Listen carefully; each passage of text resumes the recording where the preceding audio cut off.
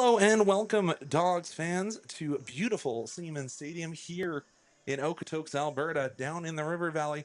My name's Conrad Krauser. Joining me today is Merrick Robinson. Merrick, welcome to the Dogs broadcast booth. Hello, thank you for having me.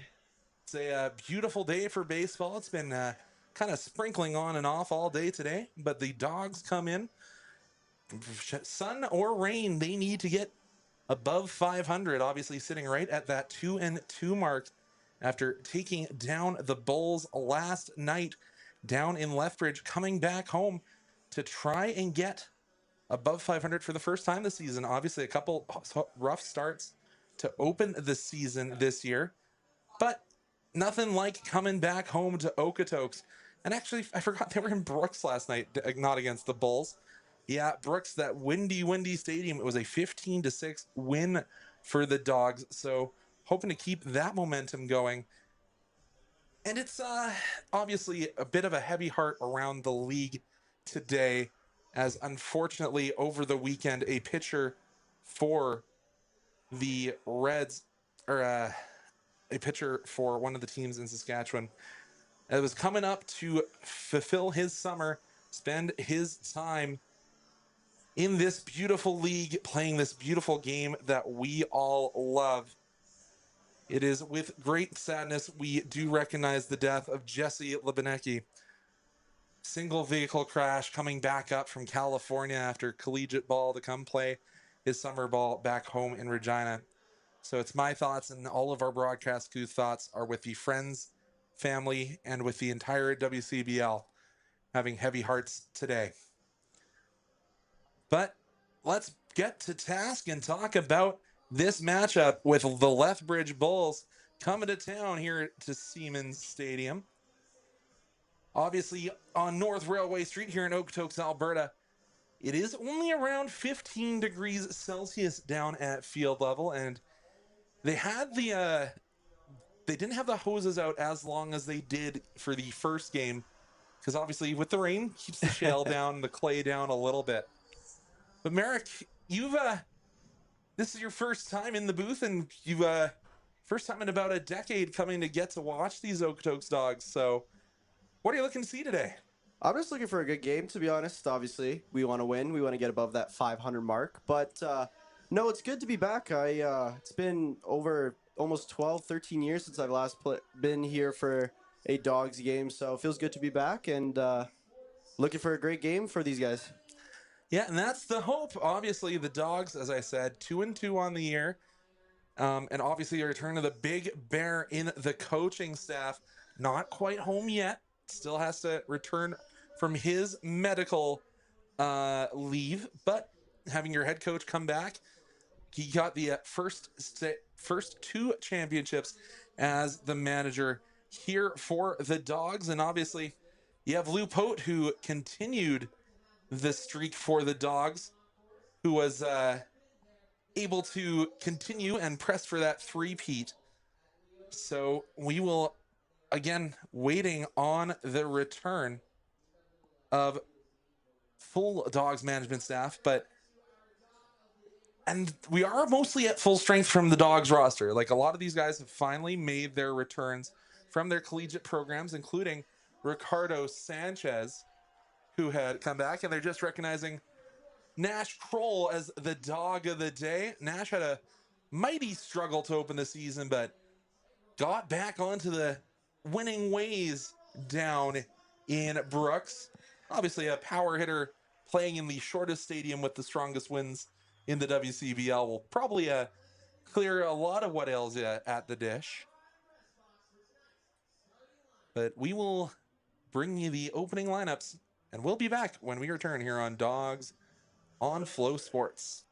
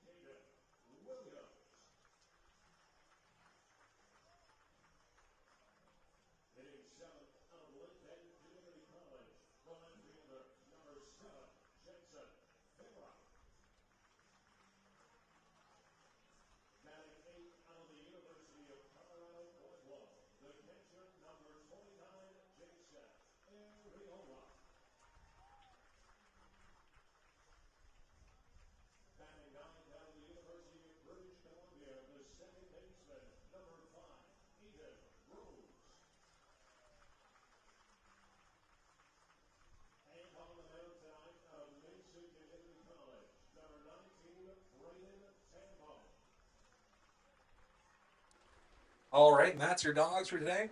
Once again, Connor Krauser and Merrick Robinson, we will return on the other side of your national anthem for the north of the 49th parallel.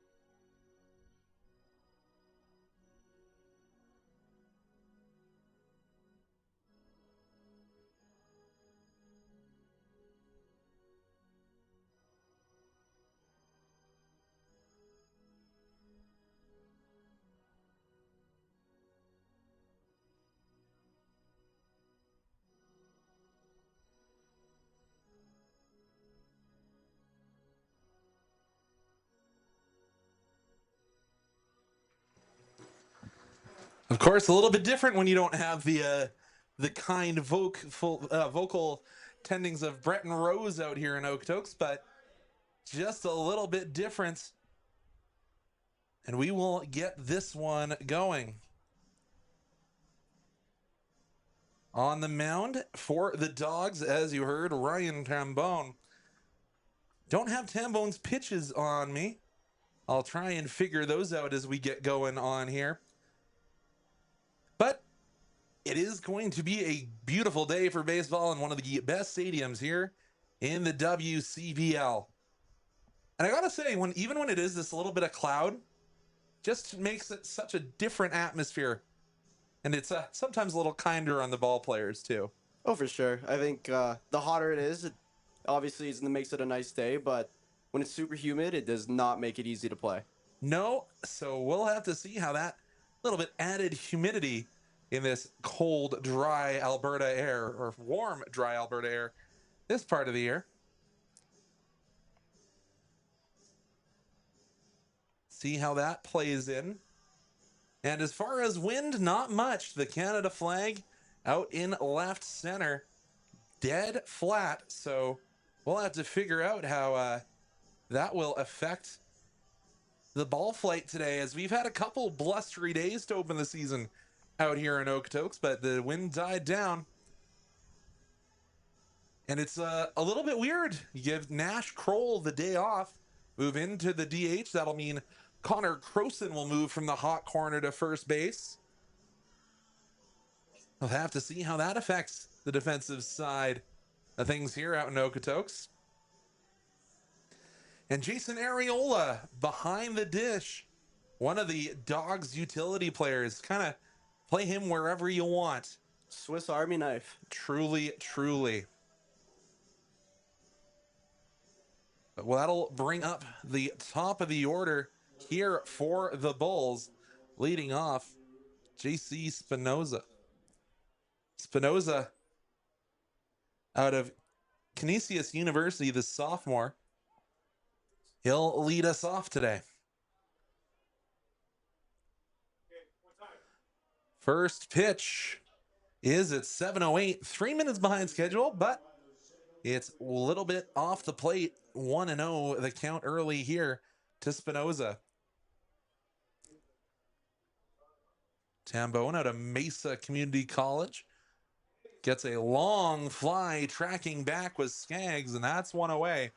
Solid contact, and we saw that in game 2 here in Okotoks, which was me and Mike Gould, where contact was deep, but it was easily fieldable like that one there. Yeah, you love those type of plays, especially early on. Get the players kind of warmed up, getting right into the game without having to be a little cold and possibly give up an error later in the game. Yeah, and Skaggs took a first step forward, but then backtracked well to make sure that he could make the catch. Called first strike there on the effort to Matsuzaki. Calls Honolulu, Hawaii home, and that's a little bit of a weather shift from Alberta, from the great state of Hawaii. They're going to say that was another swing, 0-2. But I can tell you, I would probably rather be in Hawaii right now than Calgary, Alberta. I love it down here in Okotoks during the summer. It's not too hot, not generally too cool, and stays pretty dry. That one up and away. I guess in the Calgary winter. Yeah, I got the loving privilege to actually evacuate to Honolulu, Hawaii for a week this summer, or this winter rather. So I got to escape the brutal cold. And that one will be knocked down well by Tambone. He'll go to first, 2 away. Just whipped that glove behind the back, knocked it down, and made the simple play. Doing a little bit of a injury check after the pitcher got hit. Seems okay. Yeah, those comebackers, they can sometimes cause coaching staffs and infielders' hearts to race. And if you think that was David Robb, who took a few steps out of the dugout to go check on his pitcher, but just waved aside, he'll allow the infield of Machi, Sanchez, Rose, and Croson to go back to their respective bases. Shrugs him off. Just there to field his position. And now he'll face Clarout. Carter Clarout takes a change of pace. Watches that one cross over the plate. Clarout has been a part of this Bulls team for a few years. Believe he was also part of the All-Star festivities here last year. Clarout makes that one, it'll bounce all the way down that first base line. What do you think of the burgundy unis here, Merrick? Honestly, I don't mind them. I prefer the Dawgs all white. I think they look a little bit more clean, but you can't hate the burgundy. Kind of almost matches the dirt there on the burgundy was box. Always the jersey color that I got assigned when I was playing community soccer back in the day. So I don't have much love for the burgundy, as that one just misses down low from Tambone. The 1-2 delivery to Clarout. Gets some contact, and that one will find grass in the outfield. That'll be an easy-looking single there for Clarout. Found the sweet spot, unfortunately, for the Dawgs, but I think still feeling pretty confident so far throughout the first part of this game. Yeah, you would have liked to see the top of the order go down 1, 2, 3, but it's a bloop single. It's not going to do a ton of damage, but it does bring out the 4-hole hitter, Jack Kaliski, who certainly has power in his bat. That one high and outside. And you did see Clarout take a healthy break away from first there. Had to scamper back in to home plate. Can't imagine the pitcher will be... Oh. High and inside once again. Same plate. Can't imagine the runner on first will be trying to go for a steal here off 2 outs. You don't know. Sometimes you do it just to give the man at the plate a fresh at bat. True. Create some uncertainty, I guess. Kaliski, last year, only played 3 games with the Bulls. Or rather, that's this year. Swings and fouls that one off. Has played in all 3 games, rather, for the Bulls. Last year, played 48 games, had 7 home runs and 47 RBIs for the Bulls. This is his 3rd year down in Lethbridge. The San Antonio, Texas native. The 2-2 count. Paints the outside corner. Goes down looking, does Kaliski. Only the single to speak of.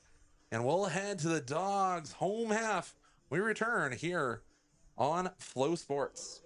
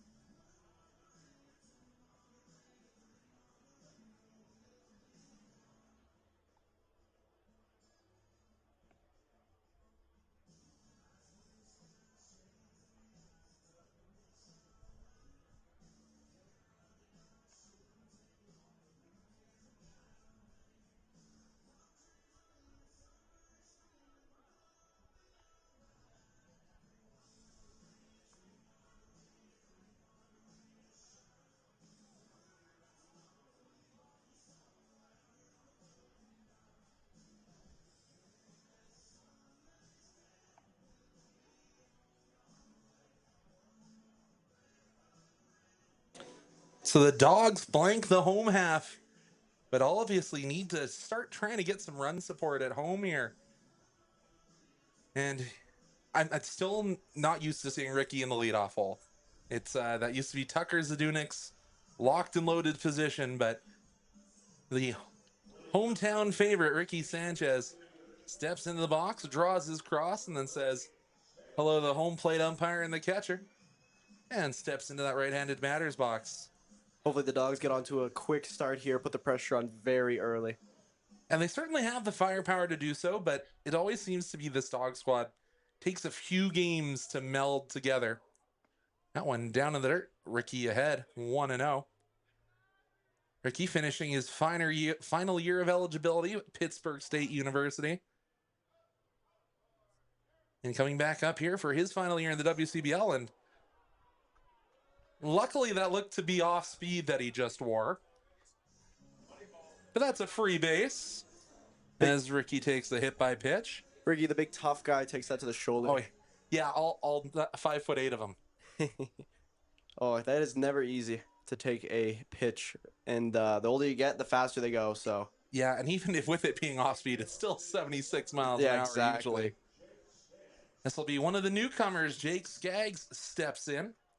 Skaggs on the season is 6 for 13. That's a .461, but only with 1 RBI of record. Ricky takes his lead. That one well outside. Had to be handled there by the catcher today, Drew Buford. Handling the pitching today is Max Markovich.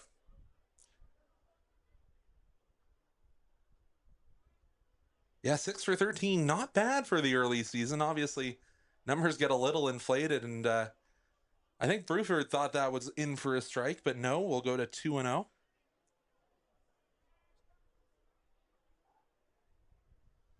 Skaggs, big, tall, playing the center field today. They'll try and pick off Ricky at first, but he slides back in. Putting that pressure on early with the pitcher is getting in, playing some mind games. Yeah, and of course, we don't have the disengagement rule that you now see in the MLB. He could, in theory, throw 7 or 8 pitches over towards first base, but comes home, and that one will catch the outside corner. 2-1. Ricky, not necessarily known for his stealing prowess, but can snag a couple bags if left unattended. I know he has one steal already on the year. He can't get the gloves in his back pocket, so he just has them holding in his left hand. Skaggs swings and misses at that one. 2-2 the count. That was a healthy hack from Skaggs. Yeah, that was he wanted all that, got a little under it, and went pop all the way to the left side for a foul. Yeah. Over towards the berm. Not as full today as we saw over the weekend. Not uncommon for these Tuesday games. Pickoff attempt. Ricky scampers back in. Playing those mind games early, getting in that pitcher's head, exactly what you want to do in these scenarios, especially early on. And Ricky looks down at his gloves and is like, oh, these aren't going to have any grip left on them now that I've had to slide twice. I don't know if he's got those Bruce bolts on, or it's always become such a new technology. Skaggs hits it up to first. I think it'll officially go down as a fielder's choice, but it will advance Ricky to second. So one away for the Dawgs. And this brings forth the Crow Show. The man who brought home the hardware last year, hitting it over the fence right under the scoreboard. God, that would have been so much fun to be watching that. It was great to be on the call for that. It's fun hearing my own voice every day when they do the introduction video talking about if the hometown boy can become the hometown hero. Ricky takes his lead off at second. Pitch in for Crowson. Good eyes from the Dawgs so far on the bats. Yeah, a lot of motion to the stuff coming in from Murakovic. I think that's how we're going to go with it. It's a tough name for me. Swing and a miss there from Crowson, and Crowson want to put that one over the fence. There was a sign waiting to be hit in the outside of the diamond for that one. Yeah, he wanted to put it off the ribbon board, but we'll continue. Ricky dancing around at second, trying to maybe draw another pickoff attempt, and Connor just getting out of the way of that one. Another close call, but again, the eyes of the Dawgs are proving to be very vital this early on in the game. Yeah, Murakovic already into the double digits in this pitch count. Crowson swinging a miss just over the top of that one. 2-2 the count. No, now just hitting the double digits. I apologize. That was his 9th pitch, so we'll go to pitch number 10 here. That is if my math's all correct, and she's going to say, bet that isn't. Ricky's going to go for third. Throw not in time. A Sanchez swipe, and now the first run of the game sits only 90 feet away. What a play by Ricky Sanchez. Playing mind games early off the first base to second, and decides, I'm going to go from second to third, and gets there very easily. Yeah, so big hole right up the middle of the infield for Crowson. If he can find it. Pitch down in the dirt, and instead he'll take a free 90. Takes the walk off the full count. As you said, the plate discipline truly coming in clutch. And speaking of clutch, the sounds of Funky Town will bring out of Yarmouth, Nova Scotia, Dawgs player of the game. It is Nash Kroll, attending Reinhardt University. We said that Josh Skaggs' batting numbers were impressive. Don't have Nash's quite yet, but Connor Crowson batting above 500. I didn't see that before we went into everything, but Nash pokes that one off towards the new Urcandia Outdoor Performance Center. Have you been over into the new training center yet? I haven't. I was actually in the academy a few years back when I played baseball. So we'll have to go check out the new field house and how those improvements have come. Weird swing there from Kroll. Kroll holds the bat the whole way down. He'll be put out, but that will advance Crowson. So we'll call it, once again, a fielder's choice. Even if you don't get points on the board in this inning, I think it's still, you could consider it a successful inning. You've already applied pressure to Lethbridge's pitcher, as well as you've gotten many runners in scoring position. And I think if you continue that momentum in the game, you're looking good so far. So Kroll, as I said, hitting .333 on the season, so not bad for Nash. That one will be up the middle, right to the shortstop. Can Matchy erase it out? No, he can't. But the Dogs will go down after that 6-3 putout. But they do bring 5 runners to the plate. Your score after the first inning. Lethbridge, no score. Dogs, no score. We'll be back to bring you the top of the second when we return here on Flow Sports.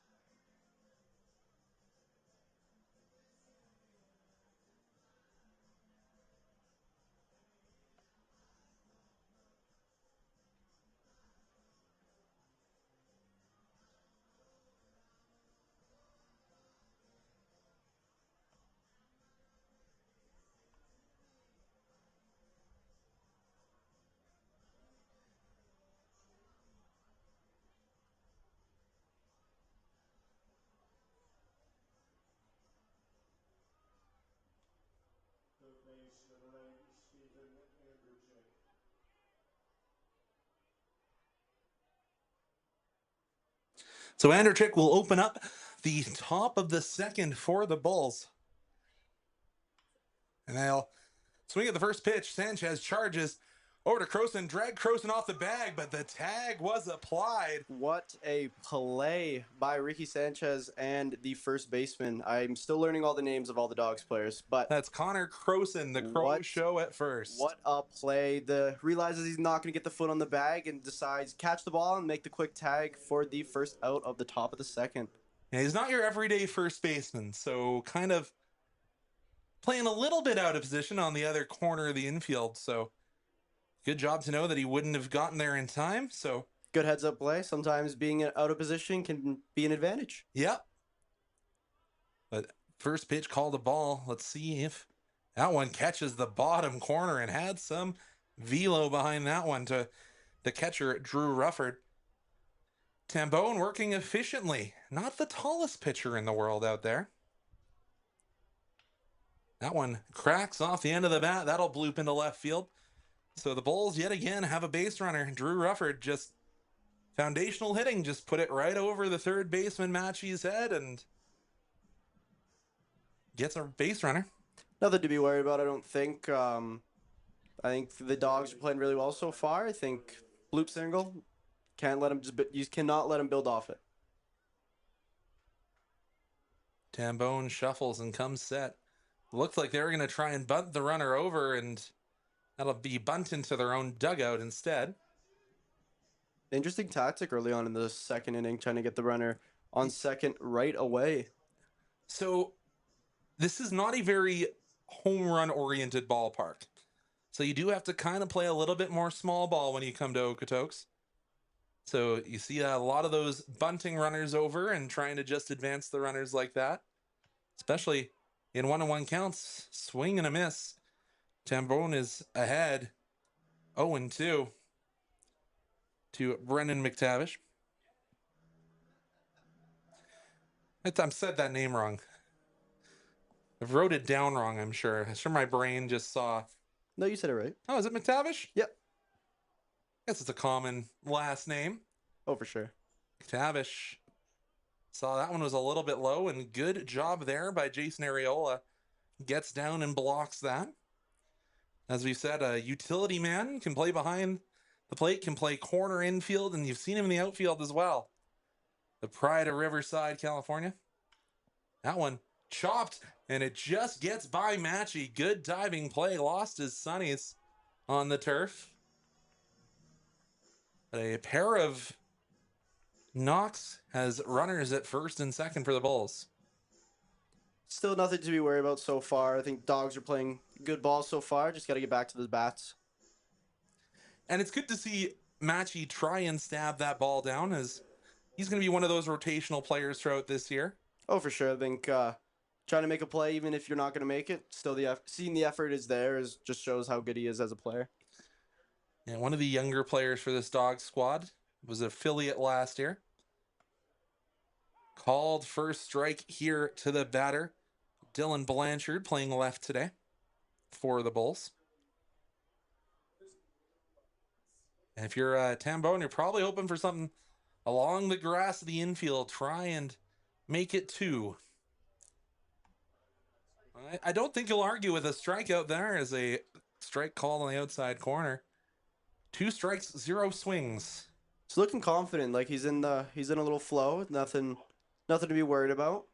Yeah, and athletes often talk about achieving that flow state, getting into where things are easy. He'll take for sure. That's literally every time you play, that's where you want to get into that flow state. Takes a peek at second, and Ariola tried to frame it up like it was in the Louvre, but no call coming. Our home plate umpire today is Rob Allen. We got the full 4, a rarity so often in the WCBL.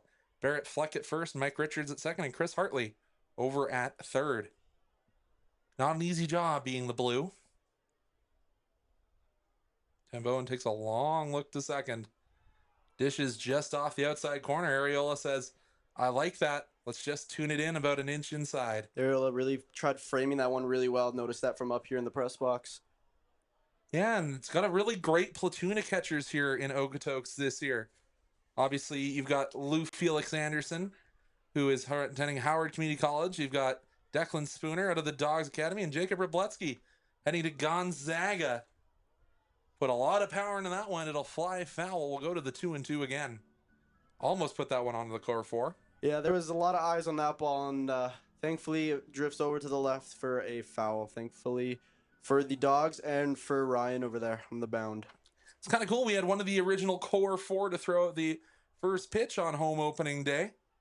Obviously, that core 4, that first 4 group of Dawgs that made their way into the MLB system. Oh, that one didn't miss by much, and we've gone from a 0-2 to the count being full. Lethbridge putting on the pressure early in the top of the second inning. Trying to get their first win of the 2025 WCBL season. Tambone looks back. That one will be put high. Croson will range over. Whips out the first baseman's gloves and then attentively turns to second. So that'll be a F1 officially as Croson ranged into foul territory to drag that one down. Good break for the Dawgs there, getting that out with no damage from the bats after that little home run scare. But there is still work to be done to get out of this inning with runners on second and first still. Especially with Dylan Blanchard. He was batting a .666, so... Yeah, he can put the ball onto the... He can play all right this year, so... And 3 home runs out of the 8-hole. But now we got the 9-hole hitter, the center fielder, Jalen Ryan. Just missed on the outside corner. Goes very close up to the plate here. Yeah, that back foot especially right on that inside line of the batter's box. But he is needing to get his bat to ball. He's 1 for 11. Ariola knocks that one down and picks it up and prowls his way out. Good stop by Ariola. Again, being that kind of Swiss Army knife player really shows how athletic he is, being able to be a good backstop for his pitcher. And also a switch hitter. Oh, wow. So truly the Swiss Army knife. Jack of all trades is what he is. You can do it from both sides of the plate with the bat in your hands. It's becoming a dying art form. Swing and a drive. That one will force Farah back to the wall, and it is off the wall. A pair of Bulls will cross the plate.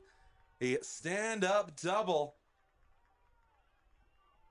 And they're going to make sure that he touches home. But Ryan put a charge on that one. Farah lost it in the Okotoks Sun.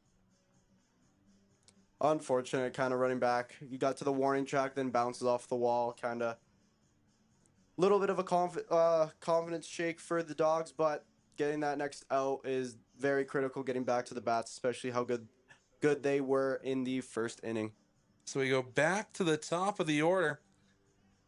JC comes to the dish. J. Carlos. Oh my goodness, I can't remember what his last name is. Spinoza. I need to learn to read my own handwriting, it appears. Spinoza takes a call for a strike.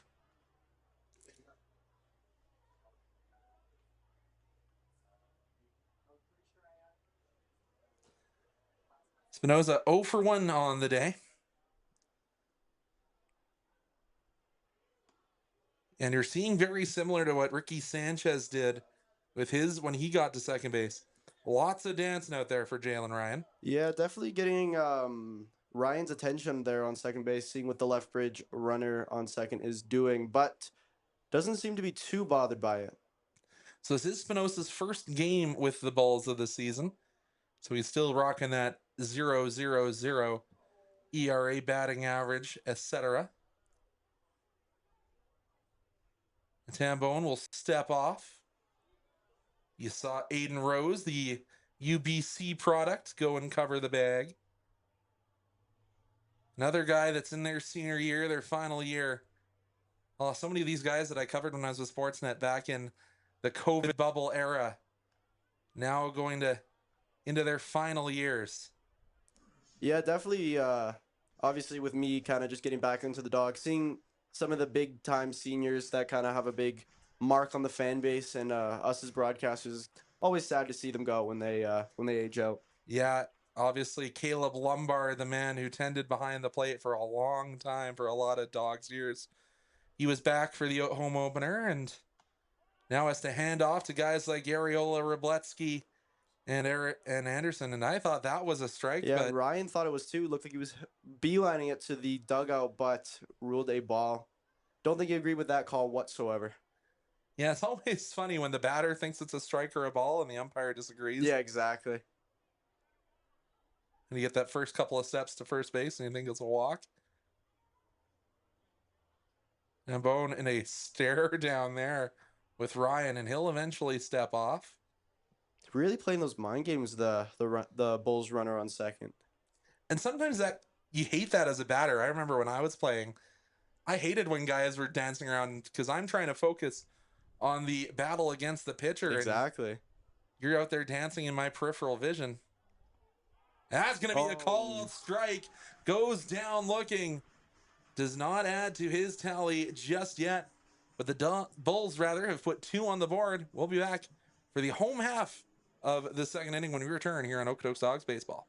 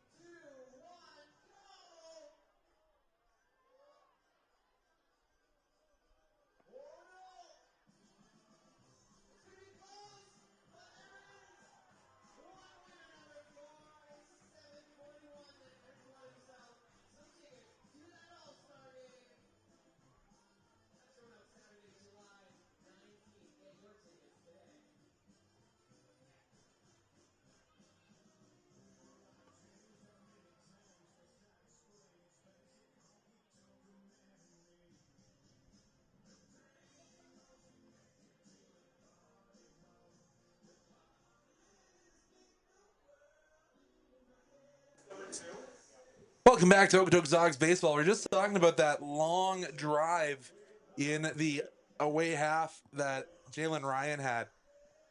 You haven't heard my rant about how they built the stadium wrong yet, so I get to go into this. And Dawgs fans will talk through it as Caden Williams at bat. They built the stadium wrong by about 90 degrees as Williams. Will that one drop fair? It will. That'll be extra bags for the speedy Caden Williams. He'll stand up at second, and that's the way to lead off the home half of the second. What a start for the bottom of the second inning for the Dawgs. Getting that right away. First pitch, beautiful double right off the top of the, or bottom of the second, excuse me. So opens the door up for number 7.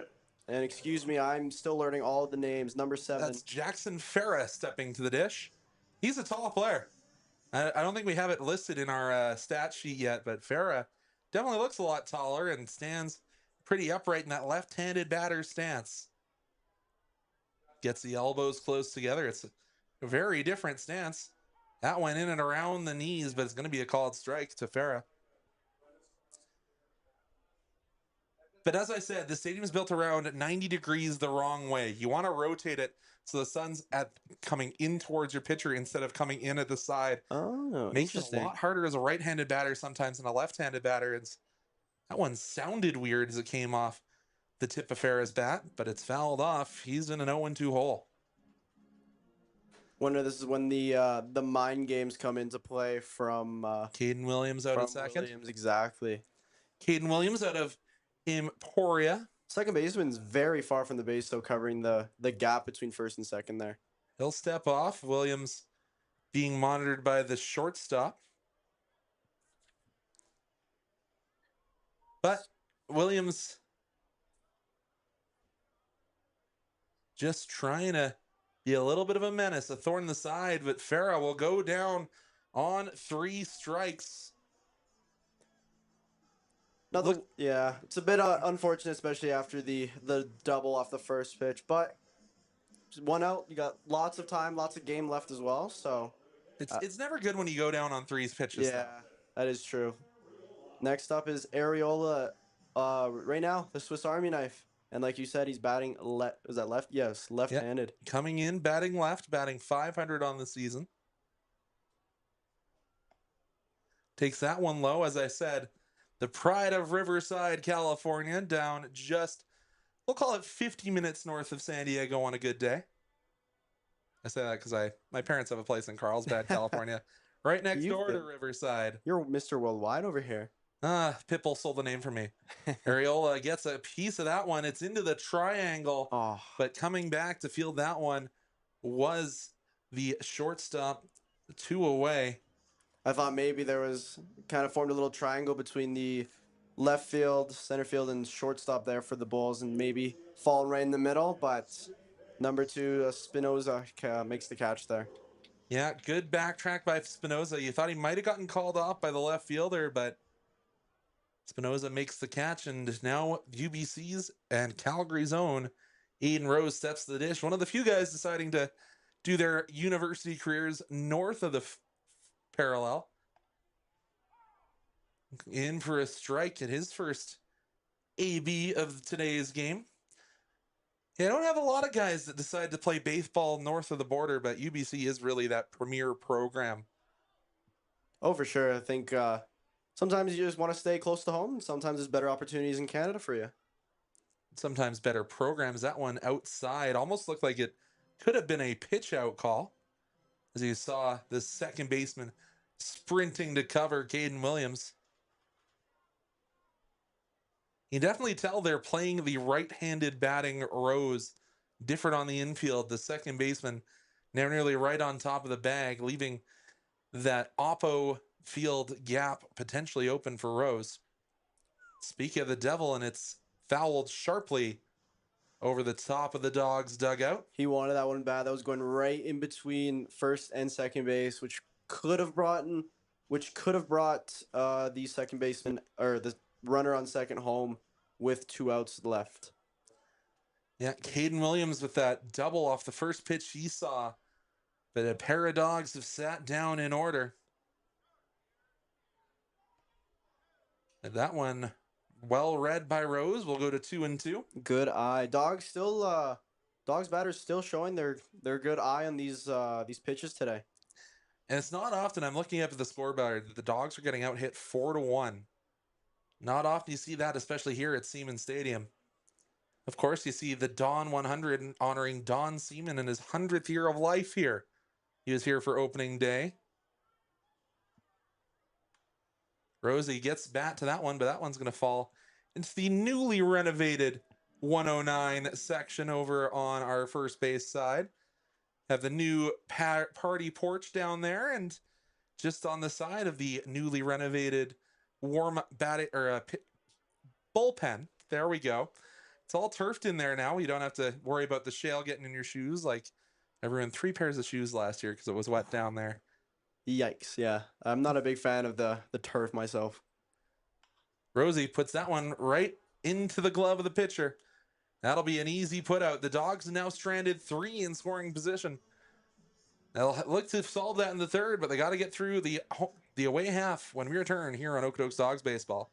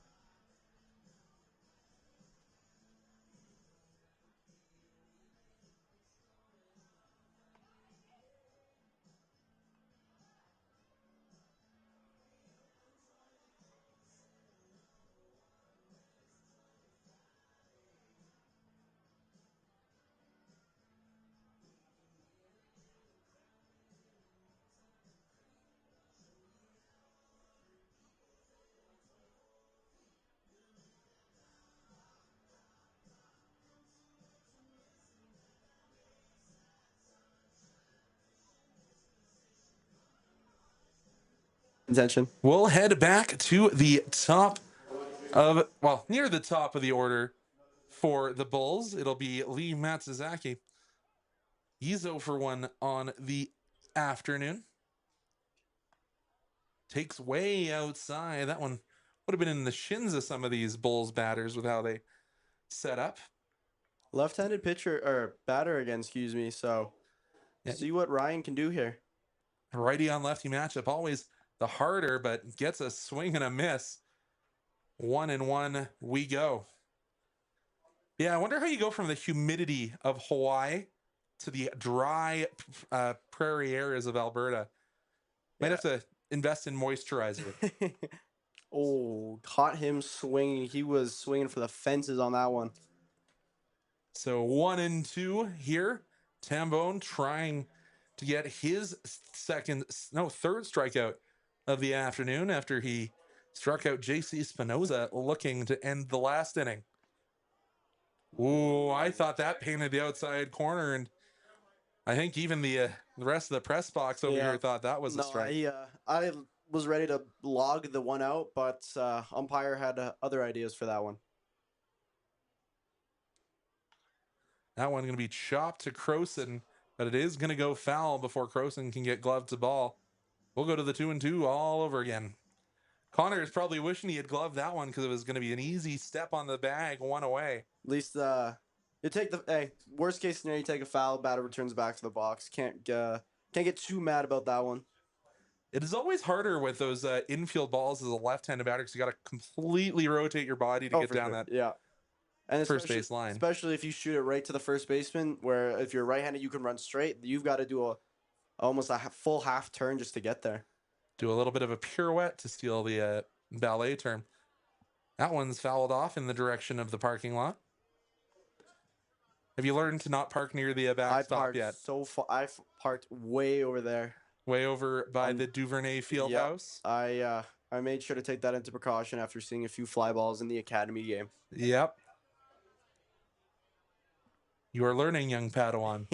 A pitch from Tambone. Fouled off the first base. Matsuzaki not giving up. Quite the battle here at 2-2 because this will be the 4th time we've seen 2-2.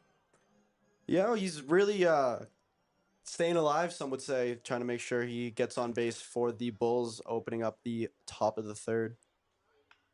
That one smoked, and it'll get by Croson. Connor tried to use that wingspan to get there, but gets all the way to Williams, and the leadoff batter is aboard. 5 hits for the Bulls throughout 3 innings and 1 for the Dogs. Dogs really, they started off hot too. They had stranded runners on second and third, just Yeah. unfortunately could not get them home. So 3 runners stranded in scoring position so far. yeah, they're gonna need. Thankfully, it's early in the game, still lots of time, but they're gonna need to definitely get some points on the board here if they want, very shortly, if they want to be able to get back in this game. Pitch just outside for Trombone. And you saw Matsuzaki take a healthy secondary lead. You have to wonder if that's been relayed to the pitcher for the Dogs. That went up and away. Speaking of relay, I'll relay to you Dogs fans that we have our first 5 o'clock somewhere Friday game coming up in the next couple of weeks. Come down and check out the new 5 o'clock somewhere Dogs jerseys. They're certainly something. Have you seen them in the Dogs store yet, Merrick? I have not. I gotta get me a Dogs hat. That's what my goal is this season. I gotta. Have you seen the limited edition 5 o'clock somewhere jersey? The like straight part of the D is a palm tree. I think it's great. Ooh, really wanting to make me go to Hawaii. Really. Oh yeah, we've got the Hawaiian native here, and then the 5 o'clock somewhere. Obviously, the reference to Jimmy Buffett. Oh, for sure. 3-1 now. The count to clear out. Clear out puts that one high into the Okotoks sky. Will Matchy be able to track that one down? No, it'll hit the berm. Tambone battling back from for a 3-0 count to make it a full count. Hopefully able to put number 23 from the Bulls in back to the dugout. The battle goes both ways. It's always interesting to see in baseball. You kind of have that little 1v1, and then before it becomes a big team sport. Totally. Runner goes, clear out.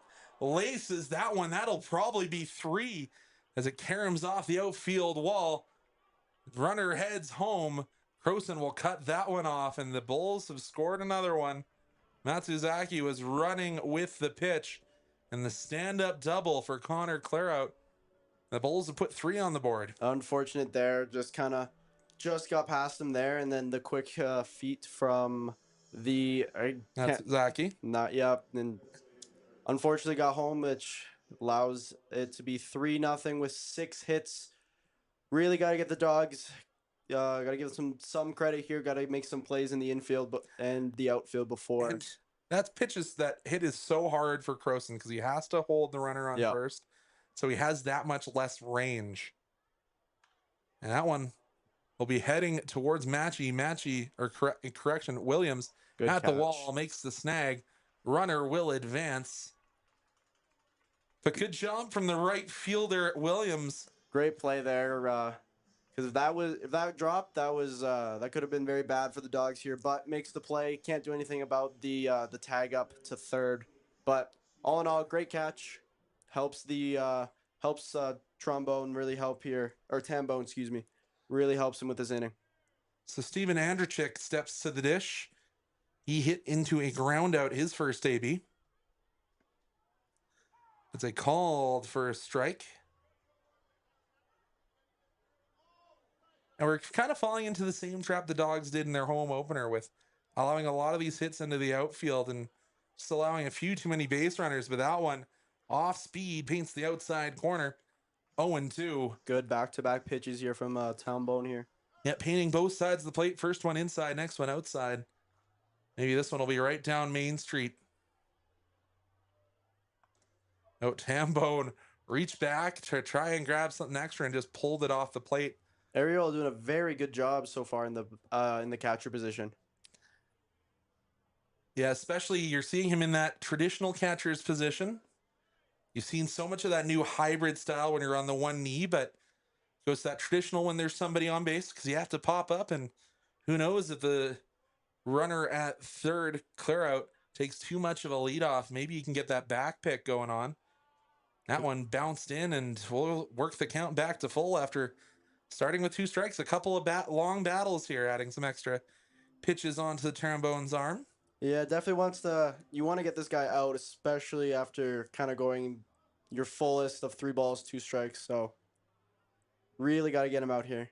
A 3-2 offering in the dirt. So that'll be a free 90. And You have to think there might be some conversations to get somebody warming in the bullpen, but yet to have someone start to loosen the arm. But we are going to see a visit here. Yeah, allowing 6 hits, 3 innings in.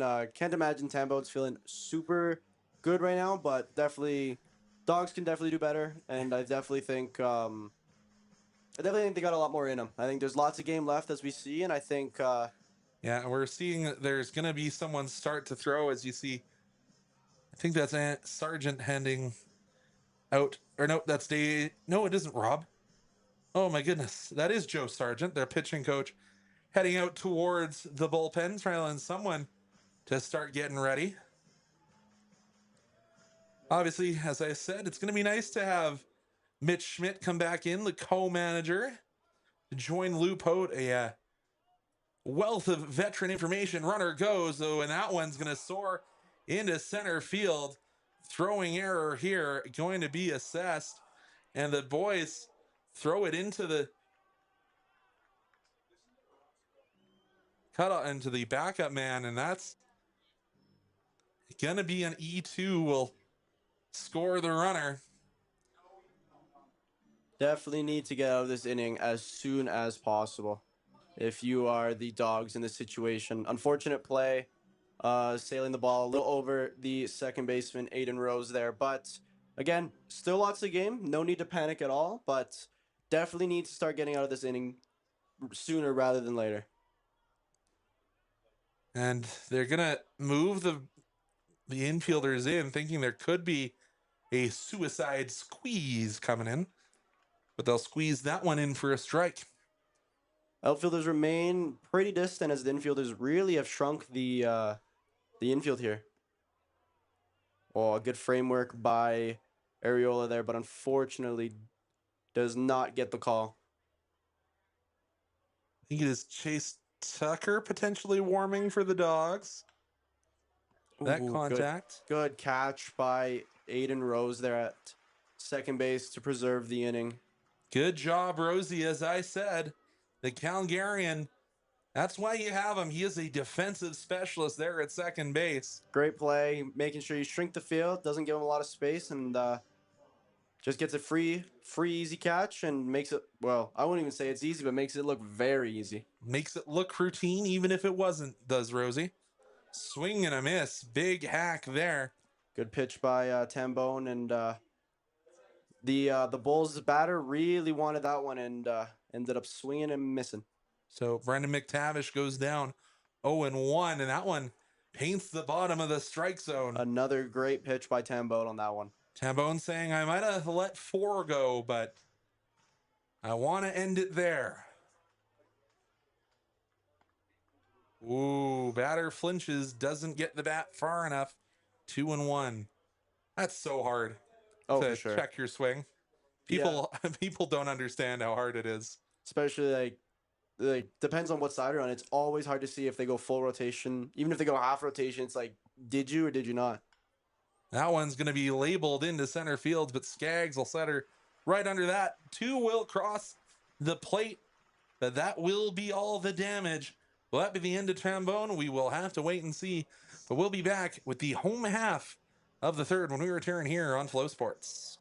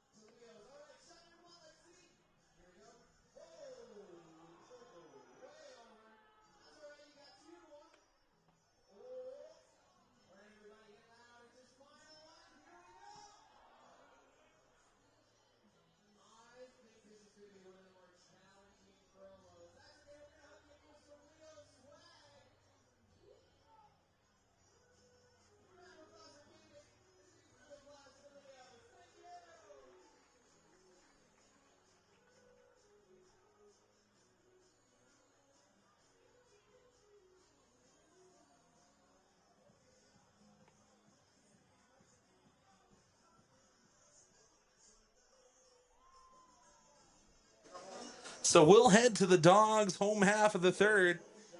And so funny thing, the first home opener, Ricky Sanchez opened up 5 different innings. So he opened the first, opened the third, opened the fifth, opened the seventh, opened the ninth. Whoa. He has to hope that he doesn't do that again today, but he's opening up 2 separate innings. So we're back to the top of the Dawgs lineup to start the third. That went inside, not as inside as the first AB for Ricky Sanchez, where he wore one off the shoulder. So technically it is his first AB of the evening. Yeah, that's true. Ooh. That one will bounce away, and Ricky's like, I can go get that. But no, scampering over was the catcher for the Bulls, Rufford. Don't want to give Ricky too much time, or else he will very speedily get to first. Yep. And Ricky does have a steal today, as he stole third. Chops that one off the home plate dish. Ricky's like, yeah, that bounced off home plate. I'm not running. Yeah, you might hear a challenge coming from the Bulls dugout, but it was a very late signal from the home plate umpire. Yep, makes the right call, though, or at least the right call for us.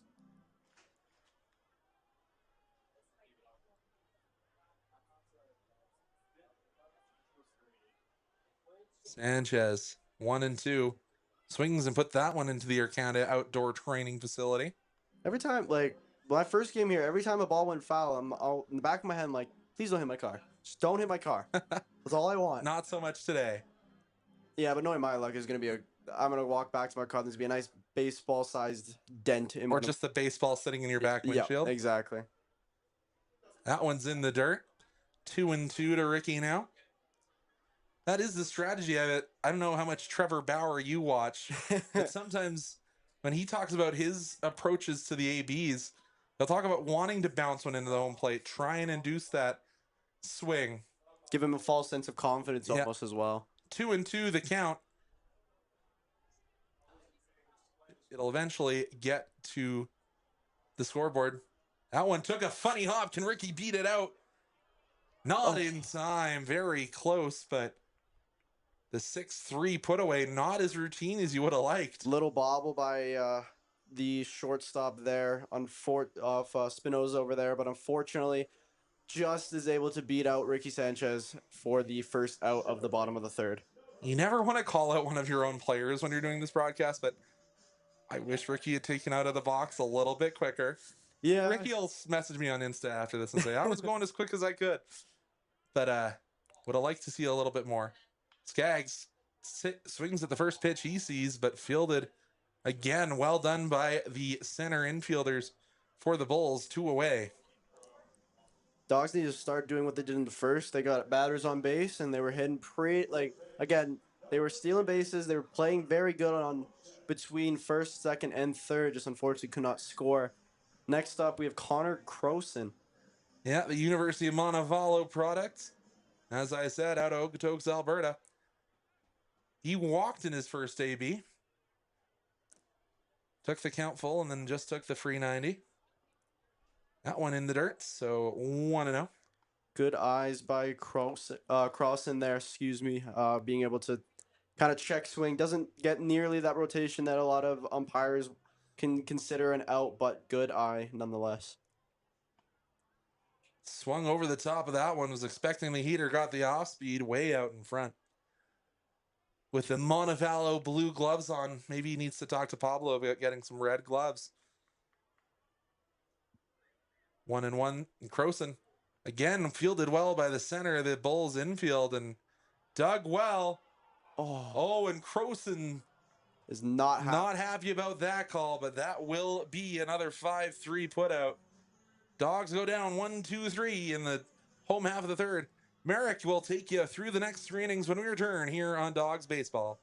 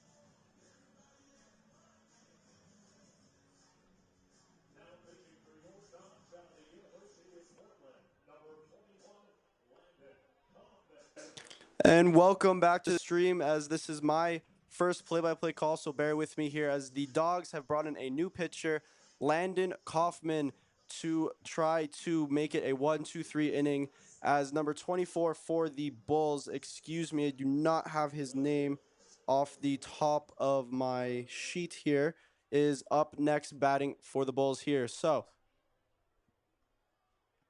strike one called by the umpire. Landon Kaufman delivering the heat, gets the batter swinging.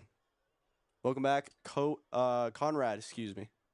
Co-commentator Conrad, it all works, but And unique for the Dogs. Landon Kaufman, I think we have him listed as an infielder. you do. I was very confused when you said 41, but the last pitch is just outside on the left side. Excuse me, the right side, and throws another pitch, and it is foul, making the count 2 strikes to 1.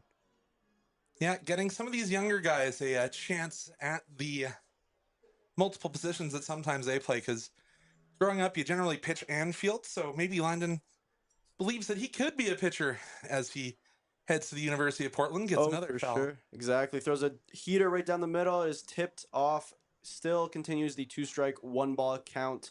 Landon is looking to close out this Bulls batter here early, getting some confidence for not only himself but the team as well as he gets ready to pitch. And is just outside on the right, making the count 2-2. Landon, a bit of a left-handed pitcher. Yeah, not many lefties this year for the Dogs. It's been a strength previously, but getting another guy who can play the field and pitch as a lefty is not the worst thing. Underway. Ooh. Landon takes a slip off the ball, off the top of the mound there, and it is now a full count. Excuse me, as he composes himself and seems fine. Nothing to be worried about. And it was fouled. It was, excuse me. Oh, was it not? They're saying it was fouled off. I think our friends here in the booth might have been a little premature. It was a foul ball that looked very much like a strike. I thought Landon Kaufman has got his first strikeout. I thought he did too, and the umpire had different decisions as we take a quick break for him to wipe the mound. Wipe off home plate. Oh, excuse me. Yeah, you're all good. I think he might have fouled it off his own foot, so give the batter a few extra seconds. Yeah, exactly. Wince that one off. Kaufman out of Vancouver, British Columbia. Takes his pitch to outfield, who makes a diving catch for the out. Very good play for for Jackson Farah, number 7 in the left field there. For the Okotoks Dogs, that little F7. Kaufman had to give a little tip of his cap there to Farah. I think Farah could have got there on his feet, but had to make it look pretty. Yeah. Sometimes you get the web gem going. Kaufman with pitch inside. Jalen Ryan, the center fielder at the dish. Kaufman loads up and delivers a beautiful pitch, catching, what was his name, sorry? It is Jalen Ryan. Catching Jalen Rylan, excuse me, watching the pitch. Takes another swing and foul on the right side. So sometimes when you're not a pitcher, there isn't a ton of difference between your fastball and your changeup, but that was a rainbow of a Yeah, changeup.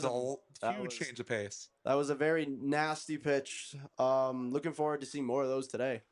As he gets a little blooper single right down to the right fielder as he has one on, one out in the top of the fourth. These pesky Bulls, they're They playing small ball to almost perfection so Yeah, far. the 7 hits on for the Bulls today. Really trying to get their first win. Hopefully, the Dawgs can put an end to that. Bulls It's JC Spinoza. Spinoza going up for, I believe, his second at bat. Third at bat. Third at bat. Pitch comes. Oh, ball. But there was some movement on that one. That one had a little, like you said, the little rainbow dip. Yeah, it doesn't have a lot of pace to it, but it's changing altitudes right quick. Those can be lethal for these batters as the next pitch comes and it's fouled off by Spinoza. Yeah, that's probably a four seam that doesn't have a ton of movement. He was chasing. It looked like he was change. He was looking like he was chasing that one a little bit too. Just got the bat to it. Yeah, was expecting the off speed, but when the fastball came, had to speed his hands up through the zone. Kaufman's doing good, not kind of sticking to one pitch, making sure there's a lot of variety in the way he pitches as he looks at the first baseman, tries to pick him off, doesn't, and returns back to the mound. The first baseman takes a kind of a small stride out, kind of playing my games with Kaufman here. Doesn't seem to be bothered whatsoever, especially being left-handed. Can just see him out of the corner of his eye. Yeah, it's not a big secondary lead there. Not at all. And the next pitch was thrown a ball pretty low by Kaufman there, but doesn't seem to be too bothered by the runner on first. As you said, so much easier as a lefty versus a righty. That one catches the inside. Very good pitch on the inside, catching the right-handed batter, almost dodging the pitch. Yeah, it's the problem when you line up so close like a lot of these Bulls do, especially JC. Yeah, they are very close to the line right here. Back foot especially, almost on that white line on the batter's box. Takes a pitch and a hit, goes to the center field, who makes a great catch. First baseman heads back to first, and we are now at 2 outs. Great play by Skaggs over there in center field. Yeah, not quite the Kevin Pillar range, but got on his horse and... Oh, he made it look, I want to say, it wasn't the prettiest, but it made it look very easy. Just kind of ran and tracked it down. As the new batter for the Bulls, number 10, I believe. It's Matsuzaki, the Hawaiian. Hopefully, he, we hope that he gets out, but see what Kaufman's up to as he looks to pick off the first baseman again. So I will say it's a pretty obvious pickoff move from Kaufman. Especially as a left-handed pitcher, you just kind of, you don't need to twist your body. It's just a simple throw, kind of change of where he throws his first pitch and it's hit and makes a beautiful catch by Croson on first base to end the inning. But yeah, 4 batters faced by Kaufman, so getting big props from a lot of the boys in the dugout for a young man who doesn't usually pitch, but we'll be back for the bottom half of the fourth when we return here on Okotoks Dawgs Baseball.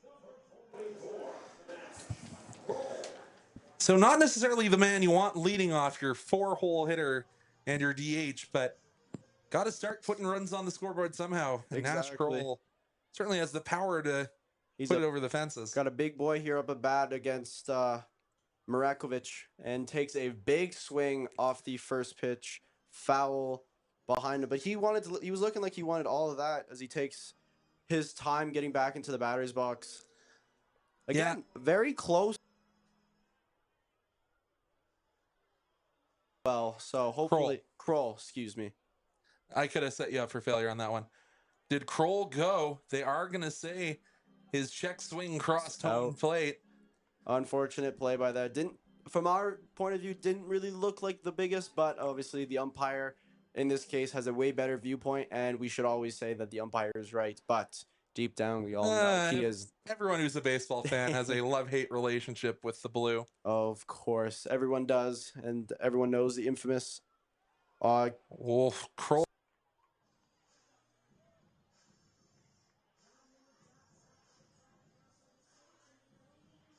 For the Dawgs here. But like I said, even if you're not a baseball fan, I feel like you also know the name of the MLB Hernandez, the Angel Hernandez and Joe West, the greatest umpires of all time. And the only way you know umpires is if you're doing the job like us, or if they were that bad. He was known for not being very good, as Eric Menache. Balls, 1 strike, 1 out for the Dawgs at the bottom of the 4th. Next pitch is up, takes a swing, and it is considered a foul as it bounced off of home plate. Those are always tricky sometimes to see, at least from our perspective. You can't always see the ground like just right beneath their feet, but again, umpire in this case is right. And he was quick with the call this time as compared to when Ricky Sanchez was like, bounced off home plate. Exactly. But Matchy, one of the Dawgs Academy products, now attending Illinois State University. Matchy balls. Bounced all the way to the backstop. Yep. Umpire waits for the ball boy to grab the ball. Yeah, we've got some older bat boys and the girls this season.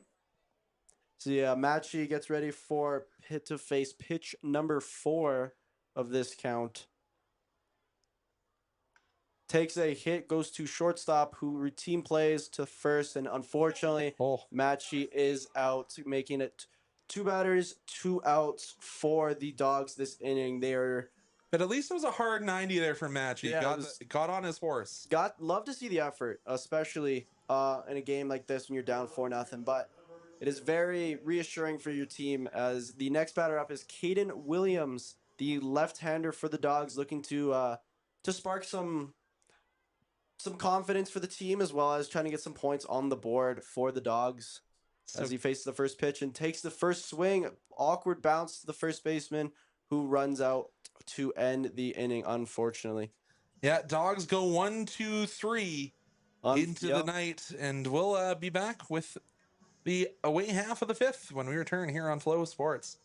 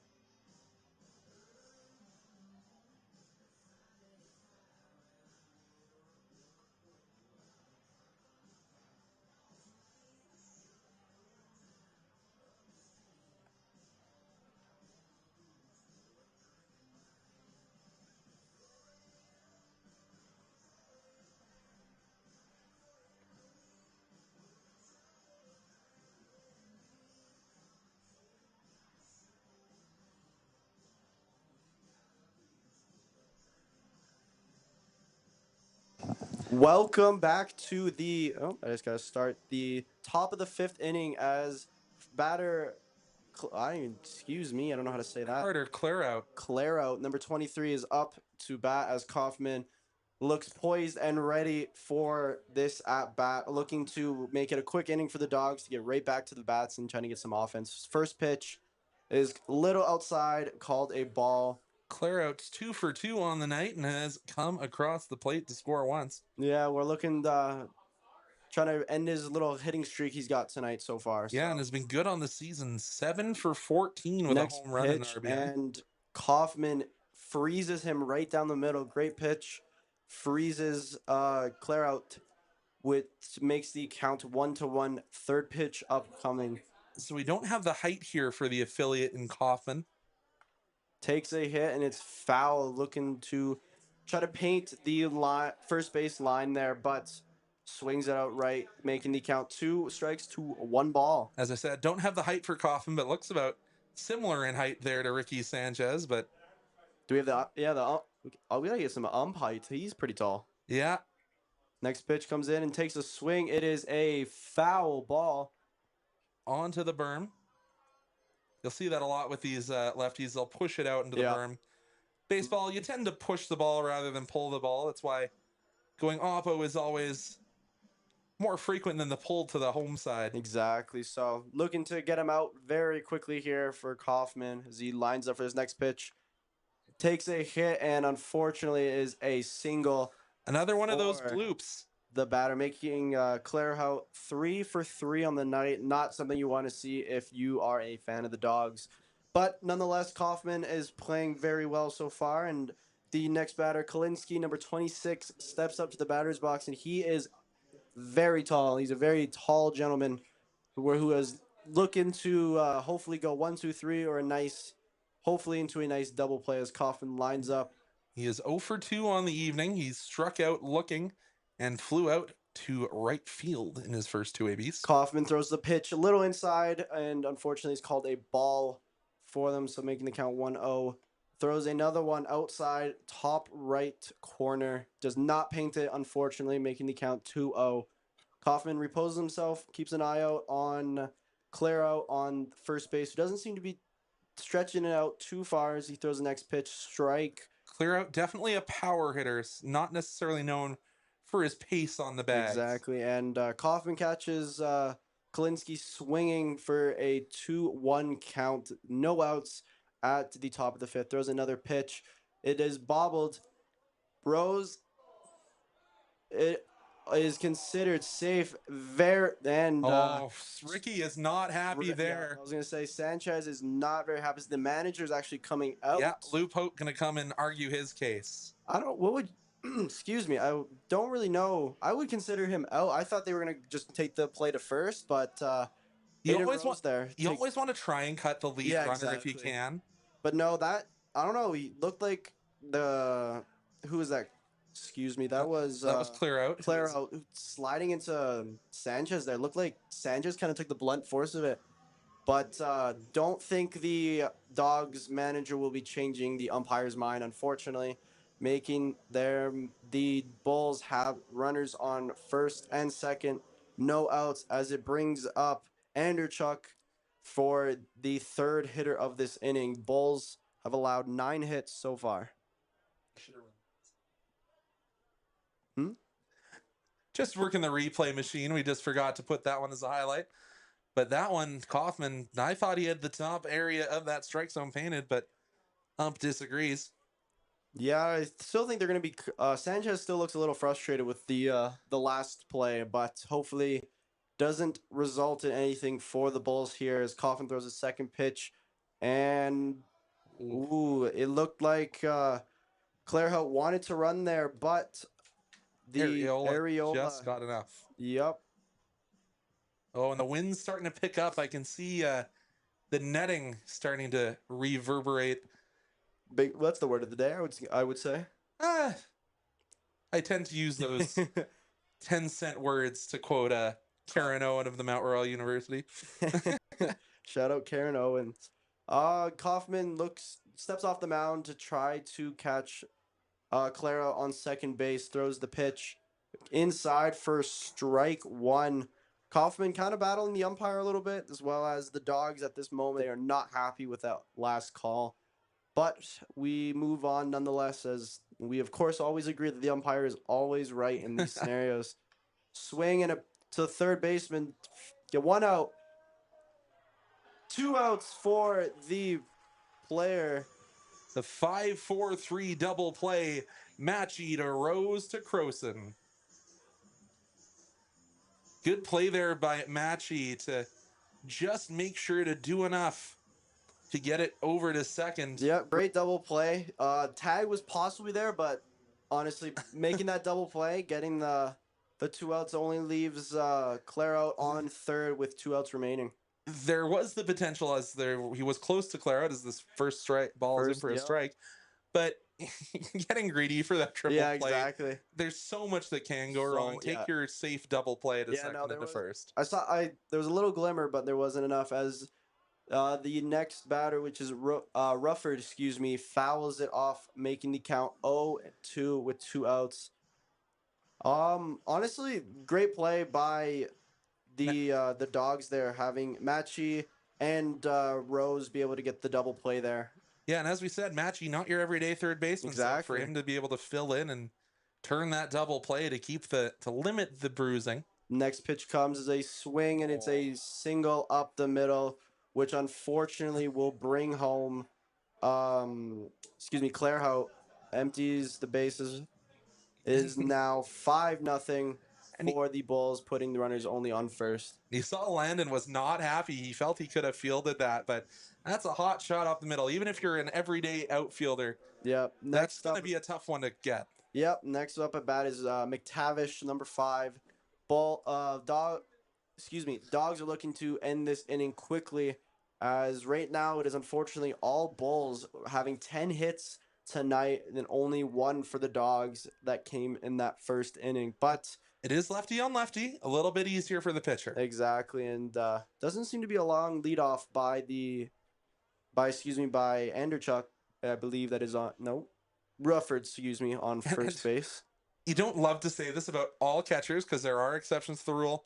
Generally not the speediest man around the bag. Exactly. So looking to maybe catch him off guard there. Pitch is a little low. I think Coffin wanted that as a strike. I think you almost need to just forget about the man at first and you just focus on the guy at the home dish. Doesn't seem like there is little to zero leadoff by Rufford over there as the next pitch comes and is a strike. Great pitch by Kaufman there. Yeah, went to the off speed. Sometimes that's all you need to do. Sometimes you just don't want to give him that power. You want to do a little trickery. Lines up 2-2 count with 2 outs in the top of the 5th. Good framing by Areola, but unfortunately it is a ball, which leads to a full count for the Dogs here. And they got a couple of guys in the Dogs bullpen, not quite throwing yet, but starting to get the beginning of their warm-up routine going. Kaufman lines up. And great framing by Areola, getting their 3rd out of the game as we head into the bottom of the 5th inning. Gotta say, great performance from the not everyday pitcher. But we will head to the break when we return for the bottom of the 5th, when we return on Dogs Baseball and Flow Sports.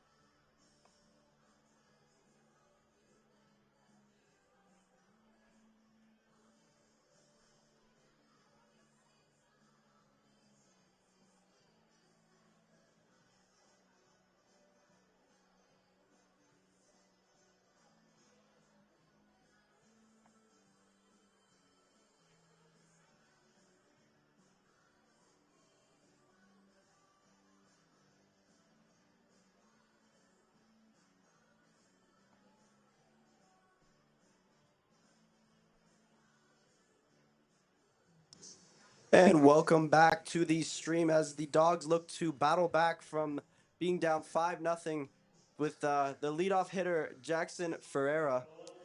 Yeah, Jackson Ferreira, one of the new Dogs this year. And as I said, he's a tall player playing the outfield out of Lynn Benton Community College. Lefty on righty hitter or lefty batter on a right-handed pitcher as the first pitch comes in.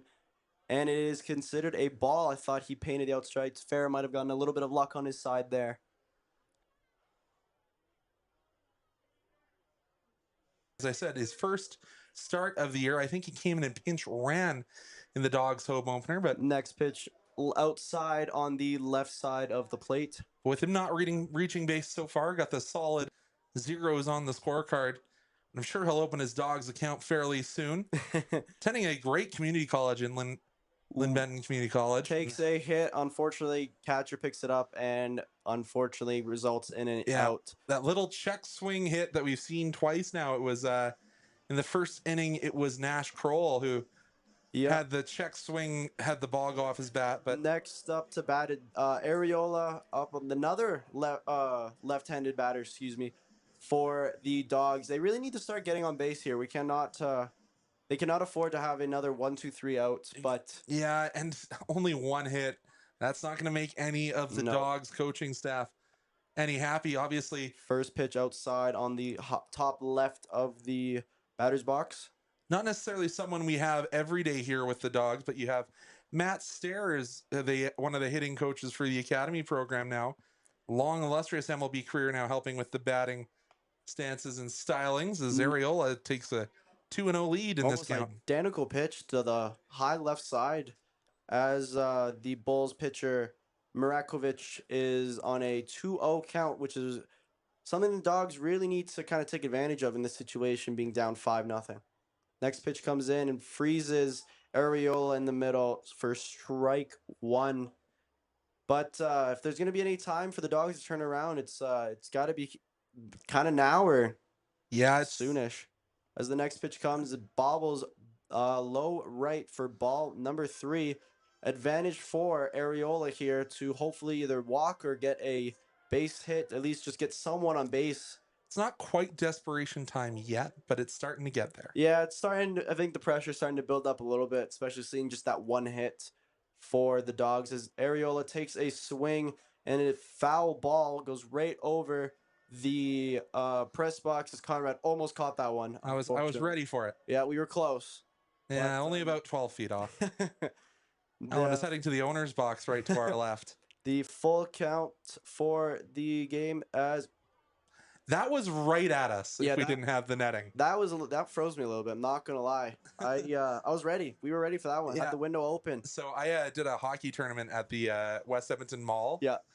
And I had one come right to me. My color commentator caught it with his hand so it didn't knock into my teeth. Yeah, no, I completely forgot the net was there for a second and was fully aware to dodge. The next pitch comes and it is fouled by Areola again. Good battle. Alive in this little pitching batting duel. Really making a statement for the Dogs. Really hope he kind of comes out on top over this. You have to wonder if Lou Pote's looking at is who he's got on the bench today, because there's some guys who know how to hit that are on the bench. You have to wonder if that is a consideration for Lou. Exactly. But again, you still got a decent amount of time, about halfway through the entire game. As next pitch is ball 4, allowing the Areola to get on base, which is very big for the Dogs. As the next batter up is number 5, Eric Matchy. Hopefully, it's Aiden Rose, 9-hole hitter. Excuse me, Aiden Rose, the second baseman. I was looking at the position number 5, not the actual number. Excuse me. And I don't know if this is going to be the end of the day because the Bulls do have someone warming up. And seems to be a pitching here for the Bulls.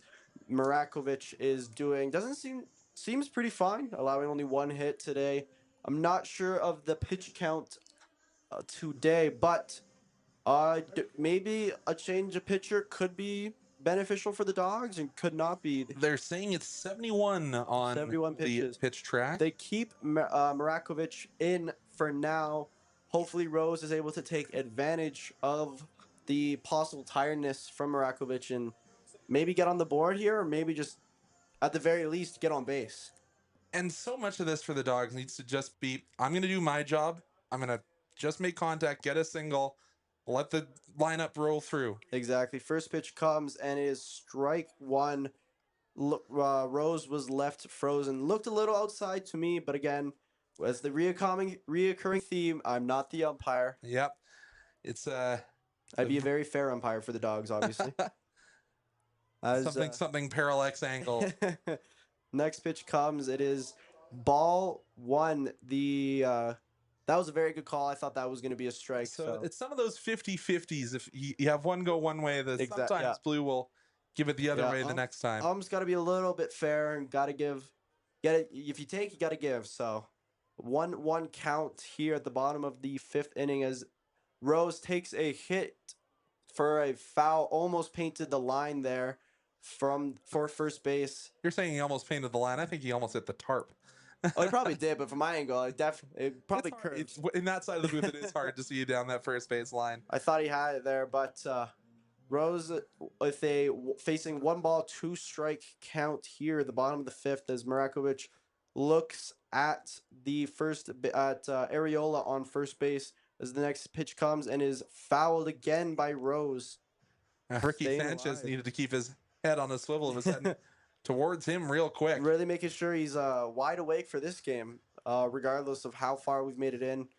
Those fouls will always keep you awake, especially here in the press box. Yeah, and when you're in the dugout, sometimes you can sometimes tune out a little bit when it hits that fence or the netting behind you. It gives you a little wake-up call. Yeah, I don't need any coffee with those ones.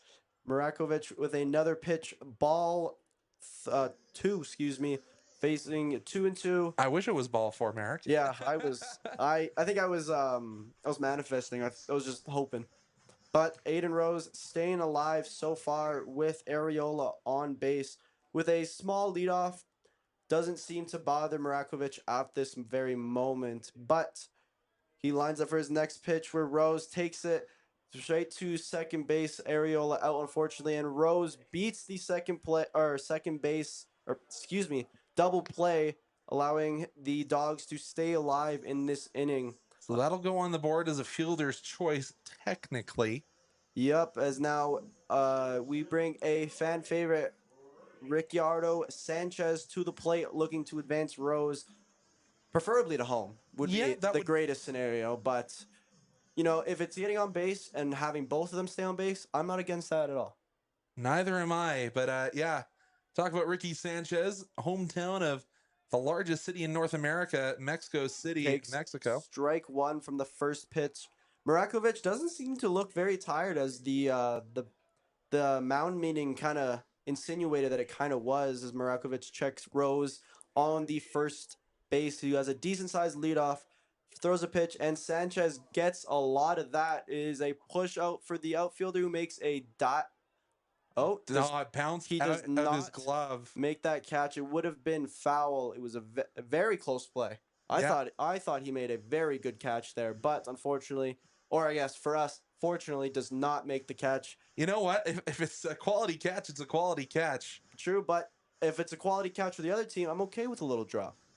It's just hard to snow cone that one in as you're unfortunately ranging, because he is a right-handed catching left fielder. Yeah, so that was or right fielder rather. Yeah, so I had to reach across his body. Would have made it a little bit better as well.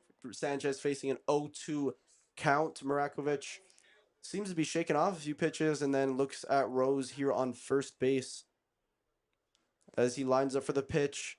Very outside on the right side, but if Sanchez was a left-handed batter, that would have hit him. Oh, come on, Ricky. Just be a lefty. Yeah, sometimes maybe just line up. Maybe don't swing. Just line up, see what happens. 1-2 strikes for the count for Sanchez as the next pitch comes, and Sanchez saves himself by tipping it foul. The safety swing. Just make sure the lumber gets there. Yep, exactly. If you're already gonna swing and you don't think you're gonna hit it very far, at least you hit it.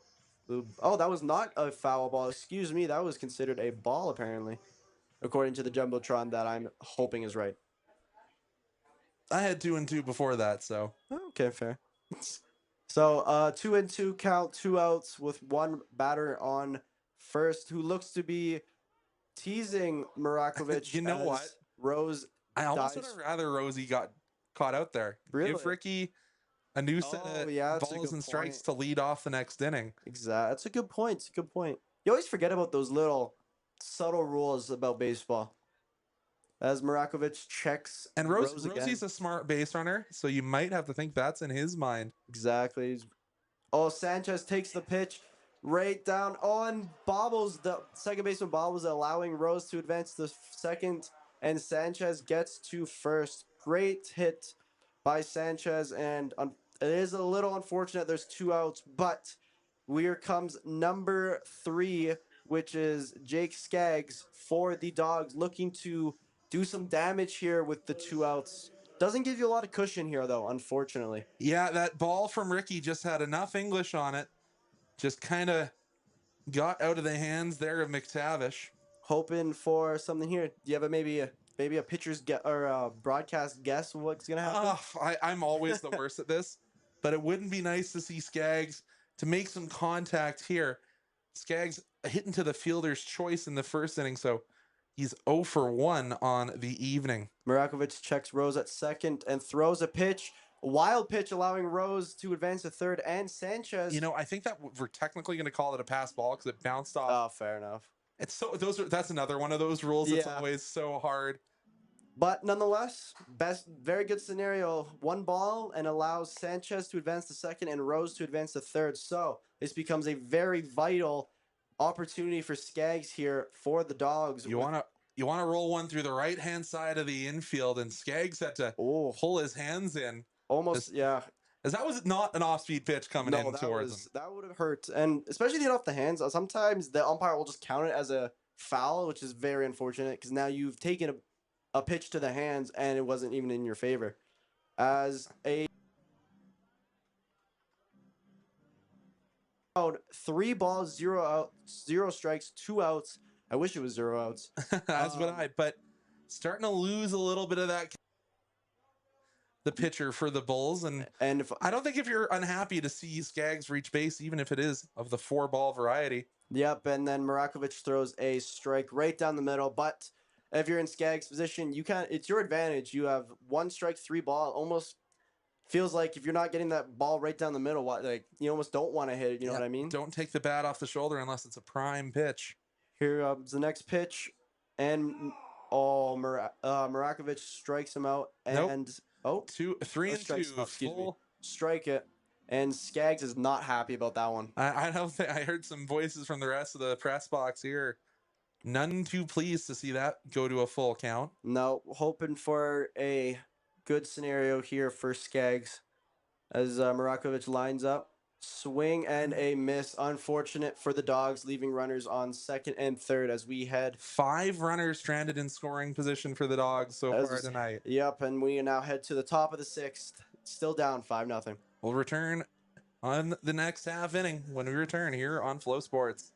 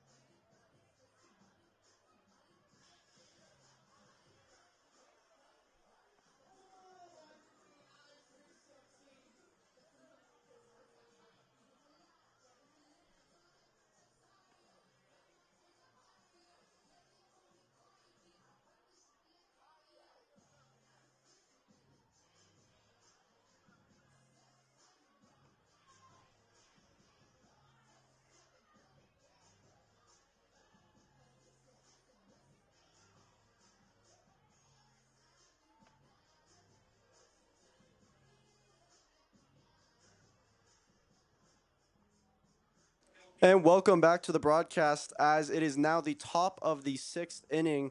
The Bulls are batting next with number 24, Blanchard, bringing in as the leadoff hitter. Hopefully, the Dogs can get out of this inning quick and get back to the bats as they left two runners stranded on that one. And as Conrad said before, they've left five stranded runners, and there is check swing for first pitch, and it is ruled a ball one by the first base umpire. Good on Areola, though, to get the appeal. Exactly. And I would disagree with the umpire, but again, we know the reoccurring theme. As Kaufman gets ready for the next pitch, swings, caught by the third baseman, and is out. Great play by Matchy and Croson there. Croson's kind of, as I said, it's not an everyday first baseman. He's playing a little unorthodox, which thankfully, as so far he's 2 for 2 in those unorthodox first baseman plays. As the he is a left-handed catching first baseman, so he has to reach all the way across his body. As the next batter up for the Bulls is Ryan, looking to get another quick out. Kaufman seems to be very well poised so far. Well, Ryan is 100% on the day. He had that hot shot double that led to the first couple of runs for the Bulls. The back wall, I do remember that one. Yeah, and then singled in the bottom of the fourth. I think it should have been counted as an out, but again, I'm not an umpire. And the next pitch by Kaufman is well outside, leading the count to 2-0 and 1 out. Kaufman looks very well poised so far throughout this inning. Yeah, and I was talking with some of the Dawgs staff, and especially for a guy that isn't an everyday pitcher, I think that was a strike. I would agree. That froze him. I think Areola's not very happy with that one. He's doing some very good framing, Areola, for not being an everyday catcher. Great pitch. He is a primary position catcher. True. But he's some of those, as I said, one of those guys you can kind of slot in to get extra games in other positions. Kaufman throws a strike right down the middle, throws the next one well outside on the right, allowing the batter to advance. Oh, no, there is one out. Excuse me. I got rid of it by accident. Thankfully, there is one out. Runner on first, that is Ryan. Next batter up, number 2, Spinoza. So we're back to the top of the order. Yeah, this is his third or fourth at bat. Fourth AB, but he has struck out looking once in this top of the second. Yep, we'll hopefully do that again. As Ryan is playing mind games again. Check swing, but it is ruled a strike. Good call, I would agree. As we said, this Spinoza has been encroaching the plate the entire time, so even if the ball's close to him, it can still be a strike. Exactly. As that next pitch by Kaufman outside on the right. Yeah, Kaufman, his landing foot didn't stay stuck in, so it's kind of hard when you don't anchor yourself to keep it in the strike zone. That slip early on in the game maybe could be bothering him, but doesn't seem to be. But I wonder if that's still lingering in the back of his mind as Ryan goes for the pitch for the steal and is considered out. Great play by Areola and a wonderful tag by Aiden Rose there to catch him out, allowing the Dogs to now have 2 outs on a 2-strike, 1-ball count. That was a great play.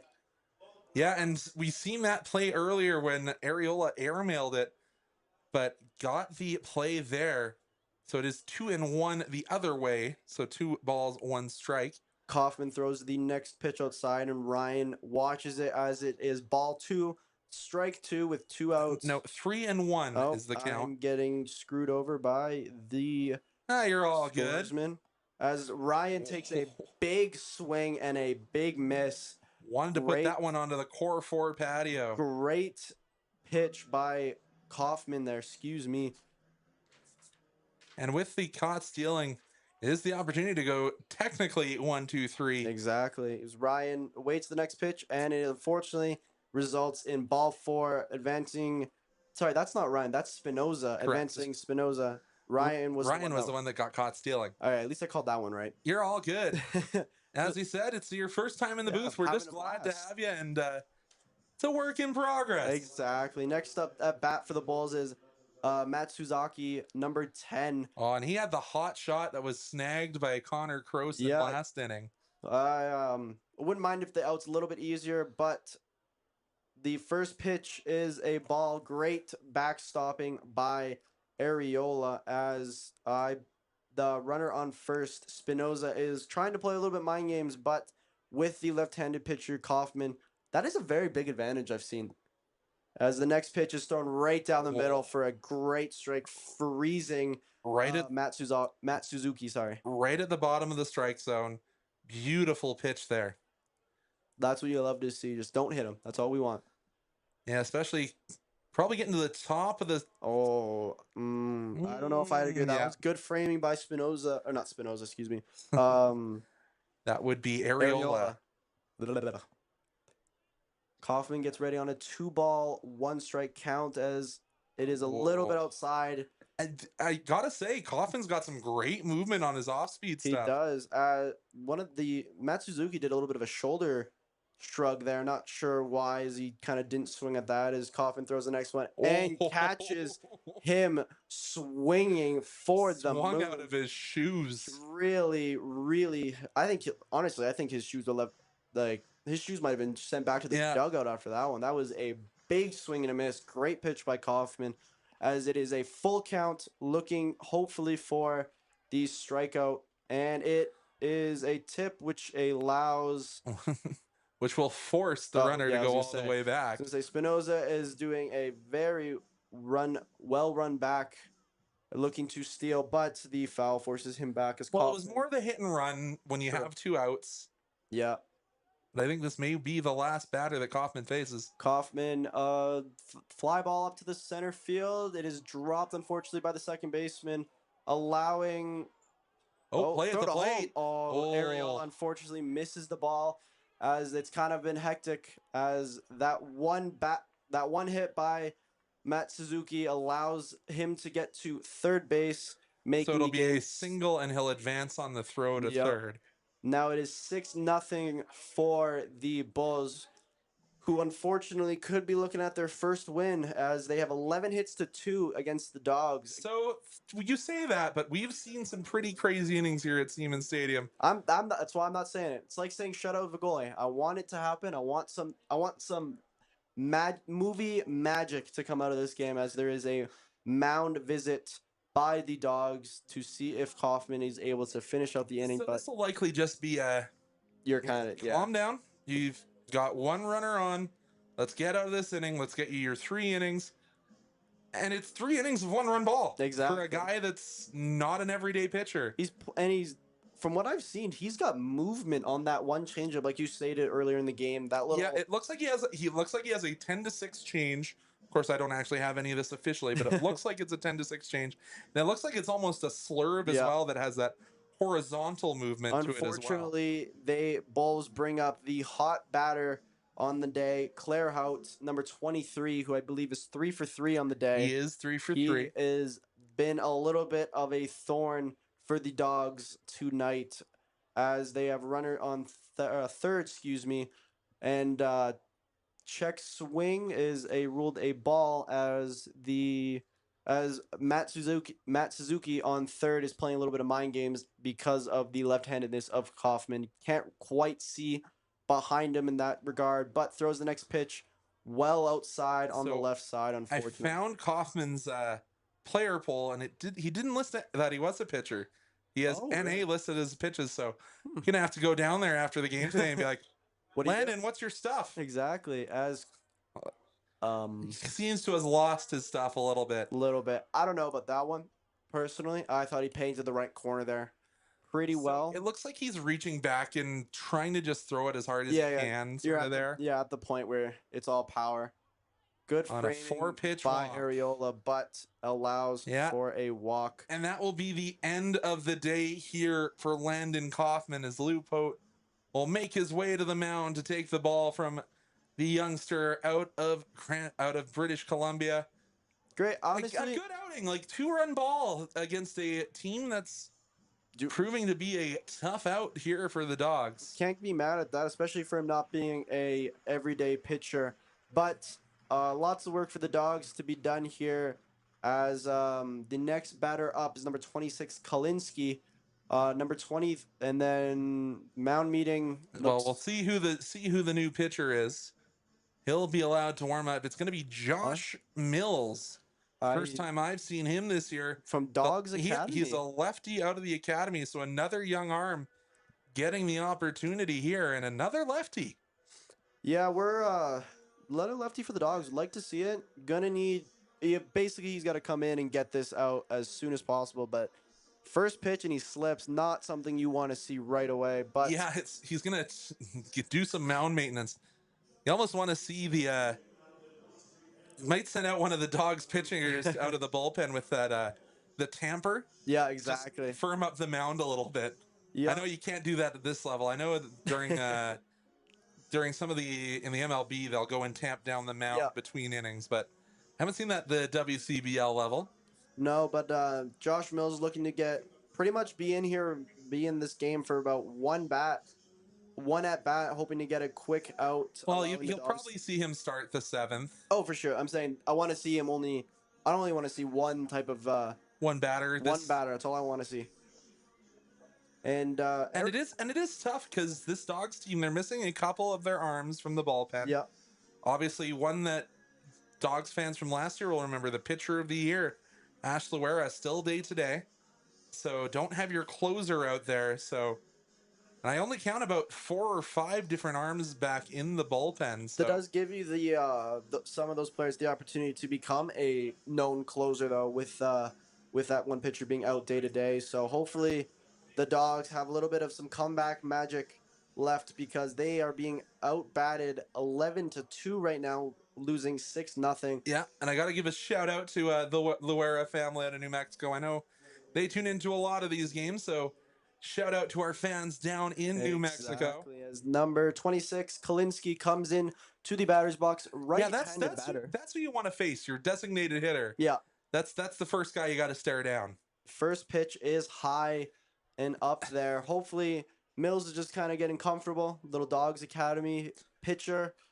Little homegrown, feels like. Yeah. Listed out at Leduc, Alberta. So not quite an Okotoks lad. That was a nice looking four-seamer. Far right side. Looks to be an easy catch for Caden Williams. And ends the inning. But Mills did exactly what I wanted and got the out, as we are heading now to the bottom of the 6th for the Okotoks game. Yeah, and we'll be back when we return here on Flow Sports.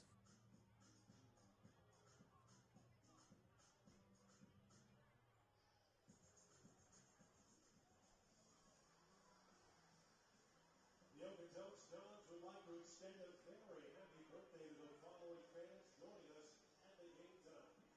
Happy birthday to a big, lovable goofball, Andrew.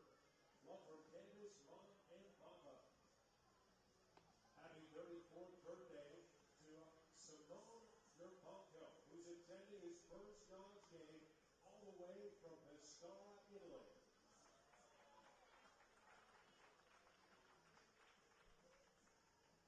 And lastly, happy 31st anniversary, Myron and Diesel. Fans, it is our last call to purchase your 50/50 tickets. Please visit one of our Academy players walking around the concourse, or visit them at either our first base or third base 50/50 tables.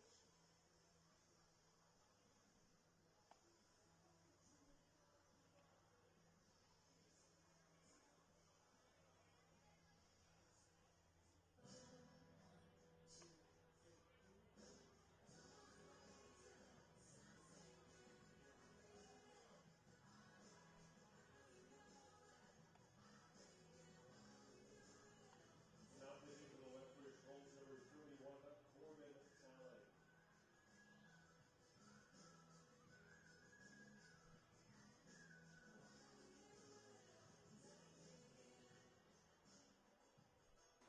So Corbin Talley, now the pitcher, coming in the 6th inning. So 5 solid innings from their starter, Max Marinkovic. Really hoping for a big inning by the Dogs here, especially being down still 6-0. But I think that's not even the most discouraging part. The big discourage is seeing the difference in hits between the two teams, with the Bulls having 11 and the Dogs having 2. But yeah, it's a big, tall lefty, 6'4" out of northeastern state, University. Next up to bat is Connor Croson, number 10, hoping to get on the bases easily and quickly. One of the emotional leaders for this Dawgs team, hoping to start off this later third of the game with getting some runs on the scoreboard. Tally with his first pitch of the day and throws a ball a little bit of a left side near the feet, but Croson doesn't seem phased at all. Yeah, this is a guy who's seen it all through the WCBL. Swings over the top of that one. Yep, it was again, a lot of these pitches that they're heavy swinging at some moon balls that are potential moon balls, I should say. Yeah. Next pitch from Tally comes up and Croson takes a swing and foul ball, having the count be 1 ball and 2 strikes, 0 outs here at the bottom of the 6th inning. Yeah, Connor probably wants to try and put it in the outfield DS. Remember, you're down 6. You can't do that with a single swing. Throws the bat. Almost, No, it broke. Oh, it breaks the bat, almost hitting the third baseman of the Bulls. Croson goes to get a new bat, and thankfully it does not go anywhere near the stands. Yeah, that was a broken bat right above the hands. That one. Yeah, I don't blame Croson. Broken bat, maybe broken bat means new hit. New bat, new hit. That's what I'm saying. You'd have taken all the hits out of that last bat. Exactly. That bat just needed to break. And now, see, like, you know the saying, like, once you get one, floodgates? That bat could have been the symbol. As the next pitch is strike 3, and I jinxed it. My bad. Swing and a miss for Connor Croson, but heads back to the box. 1 out for the Dawgs as number 44, which is Nash Kroll. Your You saw the communication there from Croson and Kroll, because this is the first time they've seen this new pitcher. So I wonder if just tell them what the stuff's like, right? Yeah, I wonder if Croson saw a little bit of something that Kroll, can kind of work against. As the first pitch is up and is very inside on Kroll, having a one ball, 0 strike, 1 out inning so far. Kroll hasn't found his way on base yet. No, he did. He hit into the fielder's choice. Oh, right. And takes another big swing, foul ball. They seem to have found something in that little communication that they had. I definitely think something was kind of shown through Croson's little time at bat. So hopefully something can happen here as Kroll takes another foul ball. Yep. Making contact, but not putting into the field of play. Yeah, how about if we flip the pitch, if we flip the diamond, that's in. Yeah. Just that or it's like cricket where you hit it backwards, it could still work. That should only count for the Dawgs, though. Yeah. As next pitch is ball 2 on the outside of Kroll. I keep getting Kroll and Croson mixed up because they're back-to-back double Cs. They don't have the same build. No. But it's the double Cs. There's not very many people who are built like Nash Kroll in this league. The big guys takes a doesn't take check swing, for ball 3, creating a full count, 3 balls, 2 strikes with 1 out at the bottom of the 6th. Feels like you need to get some bases loaded or base runners at the very least, as their next pitch is swung and Kroll stays alive with a foul ball. That boy bringing out some extra balls. Yeah, it really seems interesting because he's swinging at a lot of those further right side pitches than those inner left side. Yeah, wants to push it into the right field rather than pull. Next pitch comes from Tally. It is very inside, allowing Kroll advancing to first base on a walk. And you have to wonder if Lou Pote has to consider a pinch runner. Nash is I love Nash. He is not the speediest individual. Exactly. Unless there's a tarp on the field. True. We had that last year where it was a rain delay and the boys, they heard the game was canceled. They went out for some tarp slides and Nash got the perfect 10 from the judges. Next up at bat is Eric Matchy, who I believe has 1 hit on the day already. I may be mistaken. You are mistaken. 0 for 2. 0 for 2 with a big moon ball in the doesn't even make it out of the infield and is caught by the Bulls shortstop for out number 2. Yeah, that's unfortunate. The F6 But it's been the Dogs have been trying to jump out on these early pitches, and it just hasn't worked so far today. It does not. But speaking of Unfortunately, somebody who has a big hit in today's game, Caden Williams, exactly. he had that leadoff double in his first AB. Hoping for some magic here because right now the Dogs need some, especially being down 6-0 at the bottom of the sixth. Looking for something here as Williams faces his first pitch and is strike one. He is caught looking right down the middle. But I almost feel like this is the first lefty we've seen against Tally here, and almost feels kind of at the advantage for Williams, in my opinion. Yeah, lefty on lefty is always an easier matchup.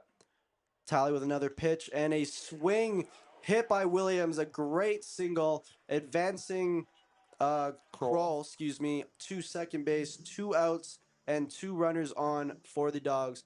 As I said, that's just what you need to ask, or what you need to do as the Dogs. Exactly. Just believe in the next guy And that's coming out of the dugout. Jackson Farah, the left fielder, looking to do some damage as well. Hopefully not leaving. Will this be a 6th runner on base? Sixth runner in scoring position left on base. So hopefully something here. Another lefty here as he does not take a swing and gets frozen for strike the first one. pitches have been on the outside corner of the plate here to both of the lefties, so you have to think you would need to get that bat out there. Exactly. Really feels though that Farah has a advantage over Tally here as the next pitch is a bit of a bobble as it is ball one. Kroll almost debates taking that big sprint to third, but decides to stay. If it wasn't Nash, that runner's going. Exactly. But Nash takes a decent lead off as well, and we're looking at a 1-1 count with 2 outs. As Farah gets ready in the batter's box, Tally is looking like he's going to throw him a nice ball right down the middle for Farah. Please? You're calling it? I hope so. Oh. Tapped foul. I kind of called that. It was in the region. It was there. My eyes opened up like this for I had the big They're eyes. almost dinner plates there. Exactly. Looking for a big momentum shift here. The Dogs recently have gotten a lot of players on base, just haven't been able to get them home for any runs, unfortunately. Is one not able to take advantage of the free 90s they've been given. Kroll takes a very big leadoff. Good catch by the catcher, which almost arguably saves a very vital kind of position. Yeah, it could have pushed 2 runners into scoring position. And yep. Is that Matchy on first again, I believe? No, that's Caden Williams. Williams, right. Yeah. My apologies. And Nash goes for the run. Both runners go. Is safe at third. Woo! Good base running by... The double steal. Oh, no, they're saying he was out. Okay. Oh, must have gotten off the base and gotten tagged. He is ruled afterwards. Out. Unfortunately, that is the end of the bottom of the 6th, and we will see you guys on Flow Sports for the top of the 7th.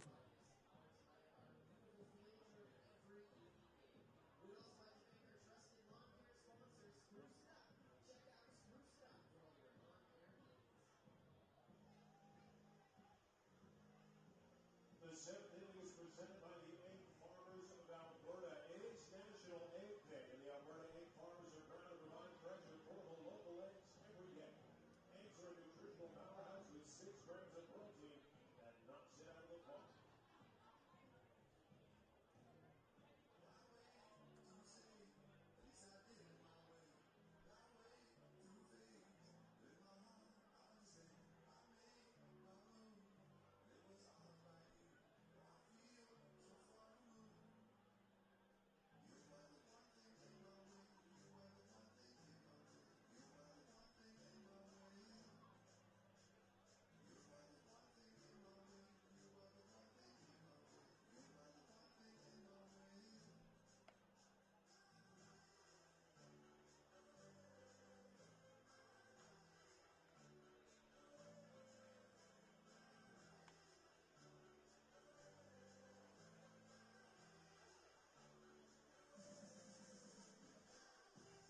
All right, baseball fans, we're back, and we had a late called strike 3.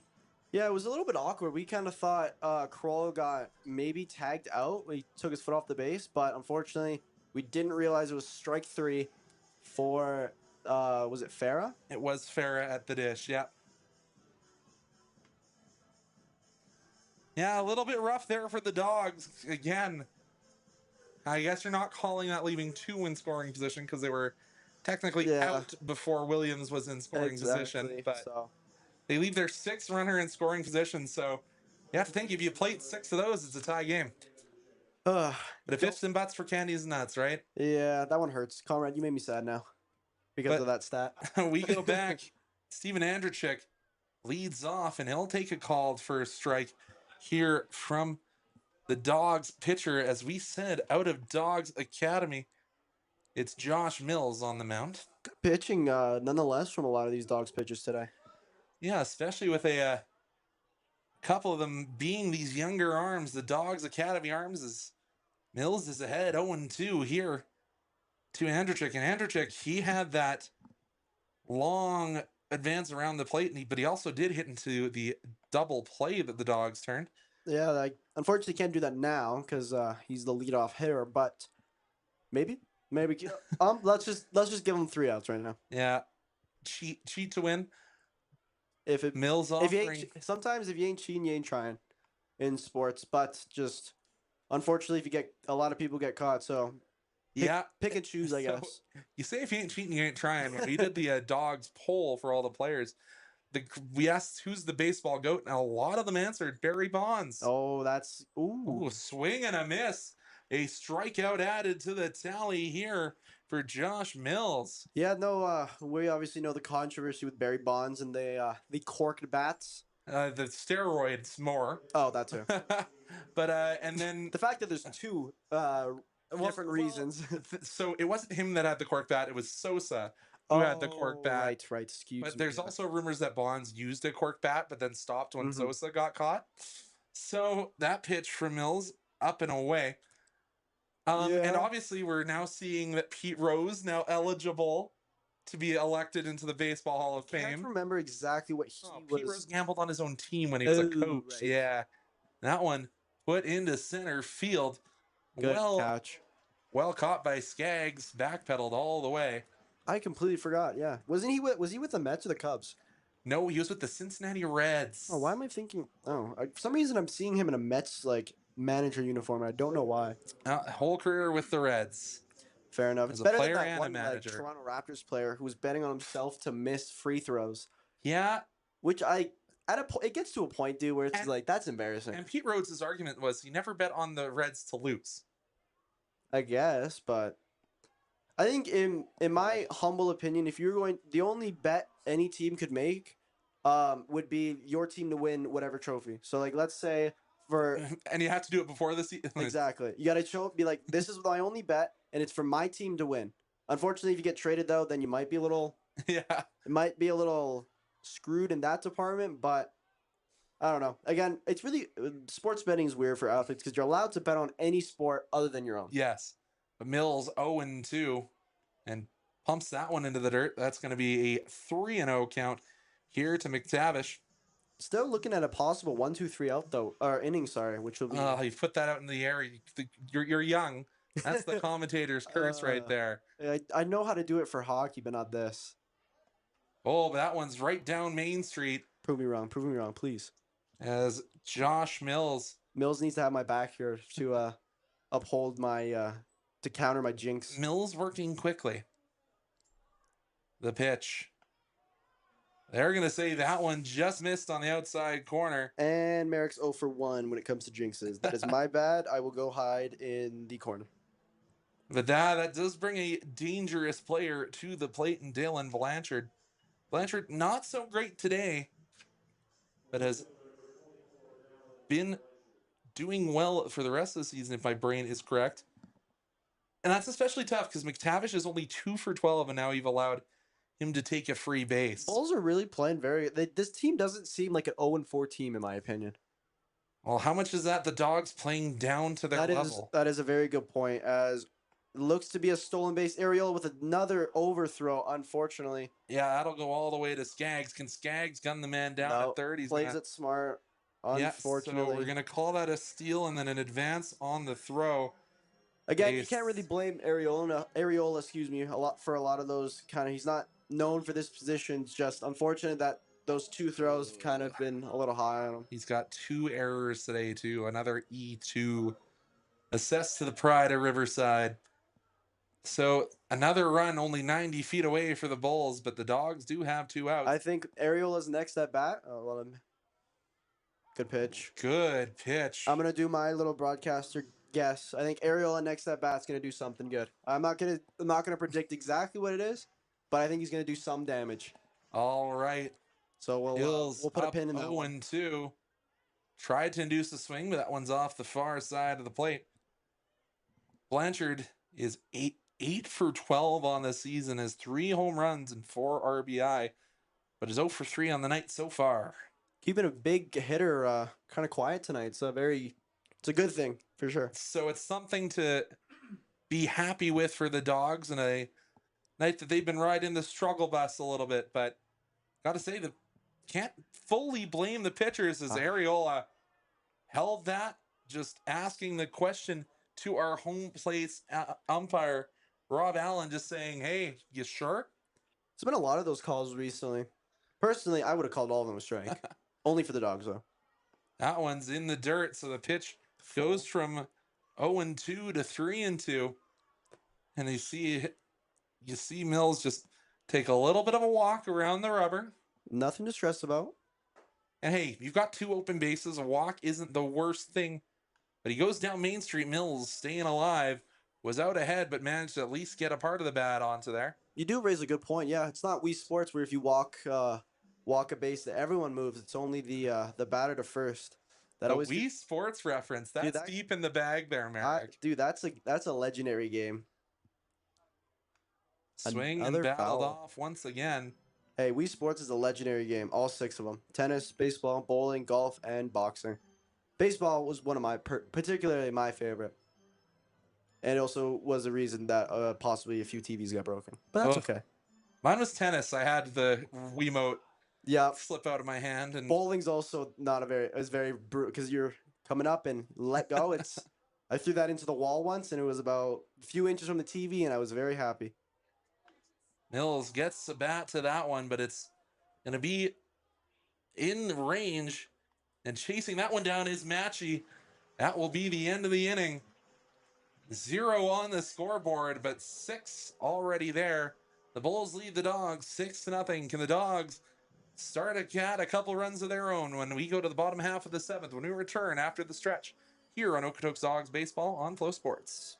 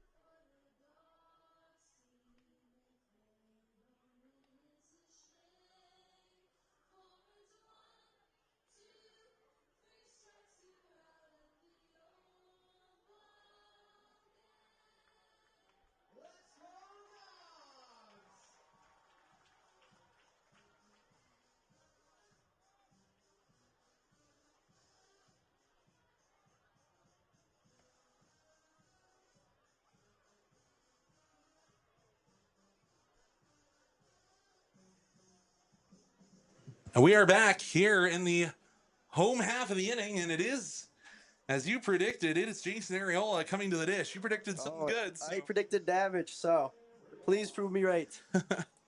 This is my first ever little prediction for the Dogs.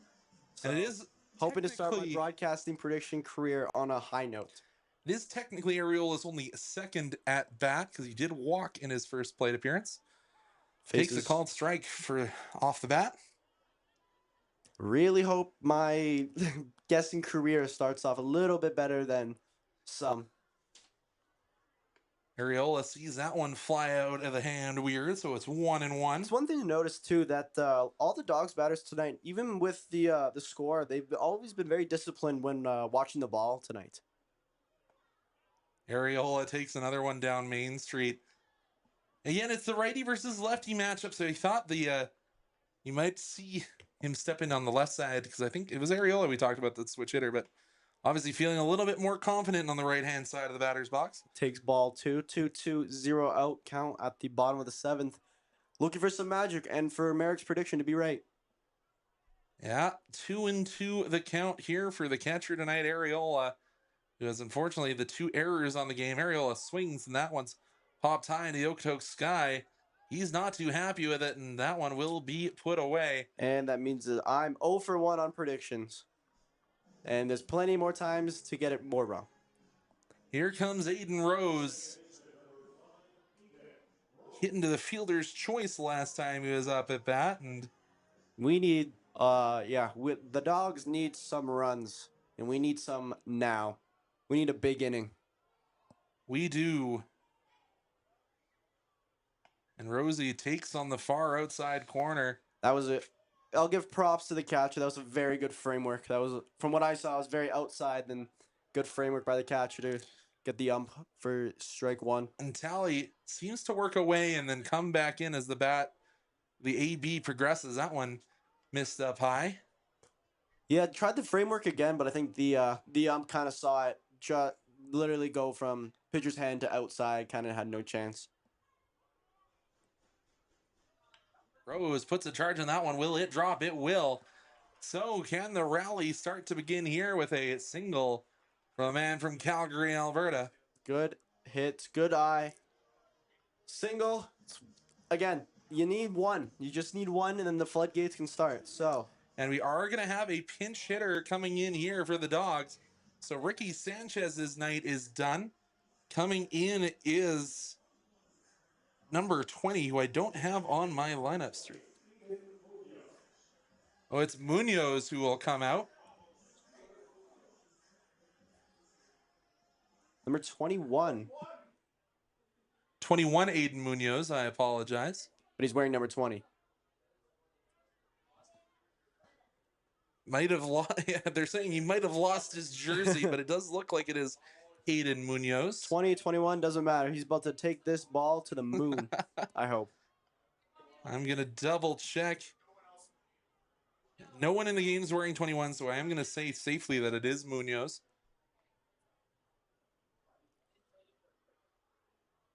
Interesting pinch hit spot, especially with a guy with the wrong number. Yeah, Munoz is listed as an infielder, so checks over with Rosie at first. Is this the first time we're seeing him tonight? Yeah, this is the first time we're seeing him, and it's the first time we're really seeing him this season. The Coachella, California native swings and misses at that one, goes to 1-1. Come on, Munoz. And it's interesting to see Ricky Sanchez leave the game. Maybe for Lou Pote, you're saying we got to play again later this week. Let's give Ricky a little bit of a break with the gap coming in.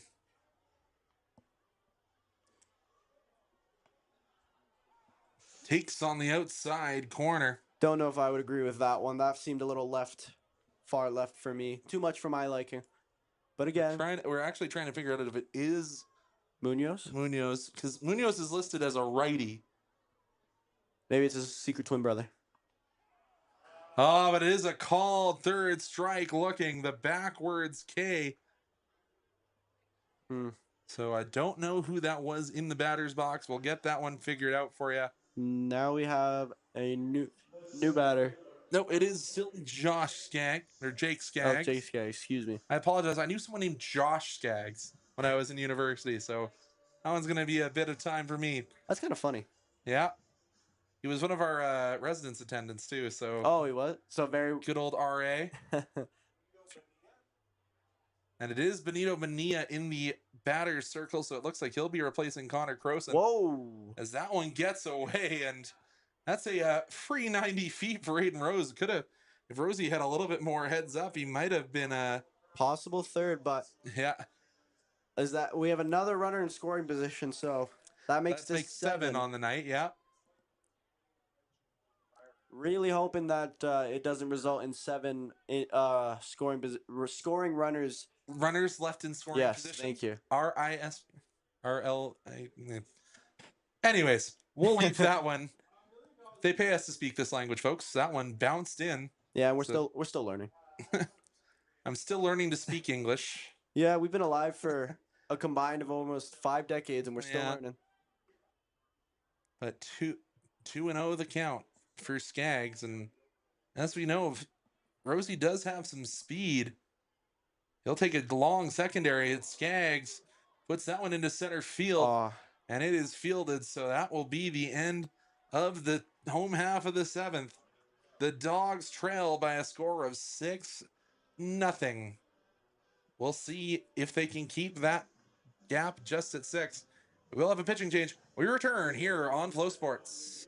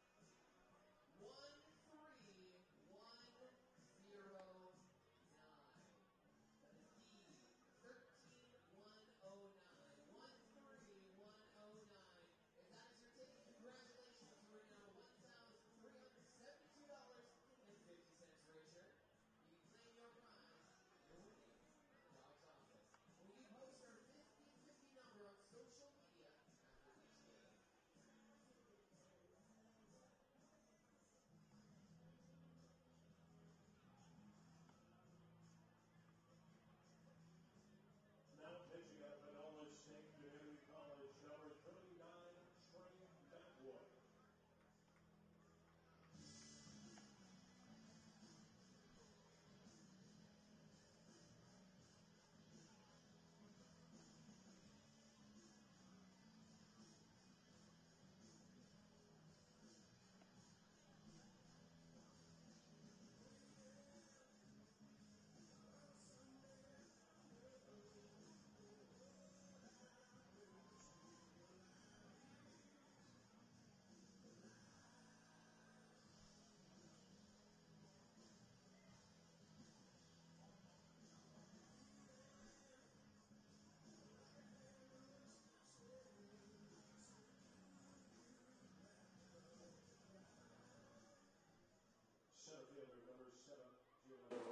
So it is Aiden Munoz at shortstop, and it is Benito Bonilla now at first base. So the Dawgs have made a couple swaps, and Trey Mackwood is on the bump.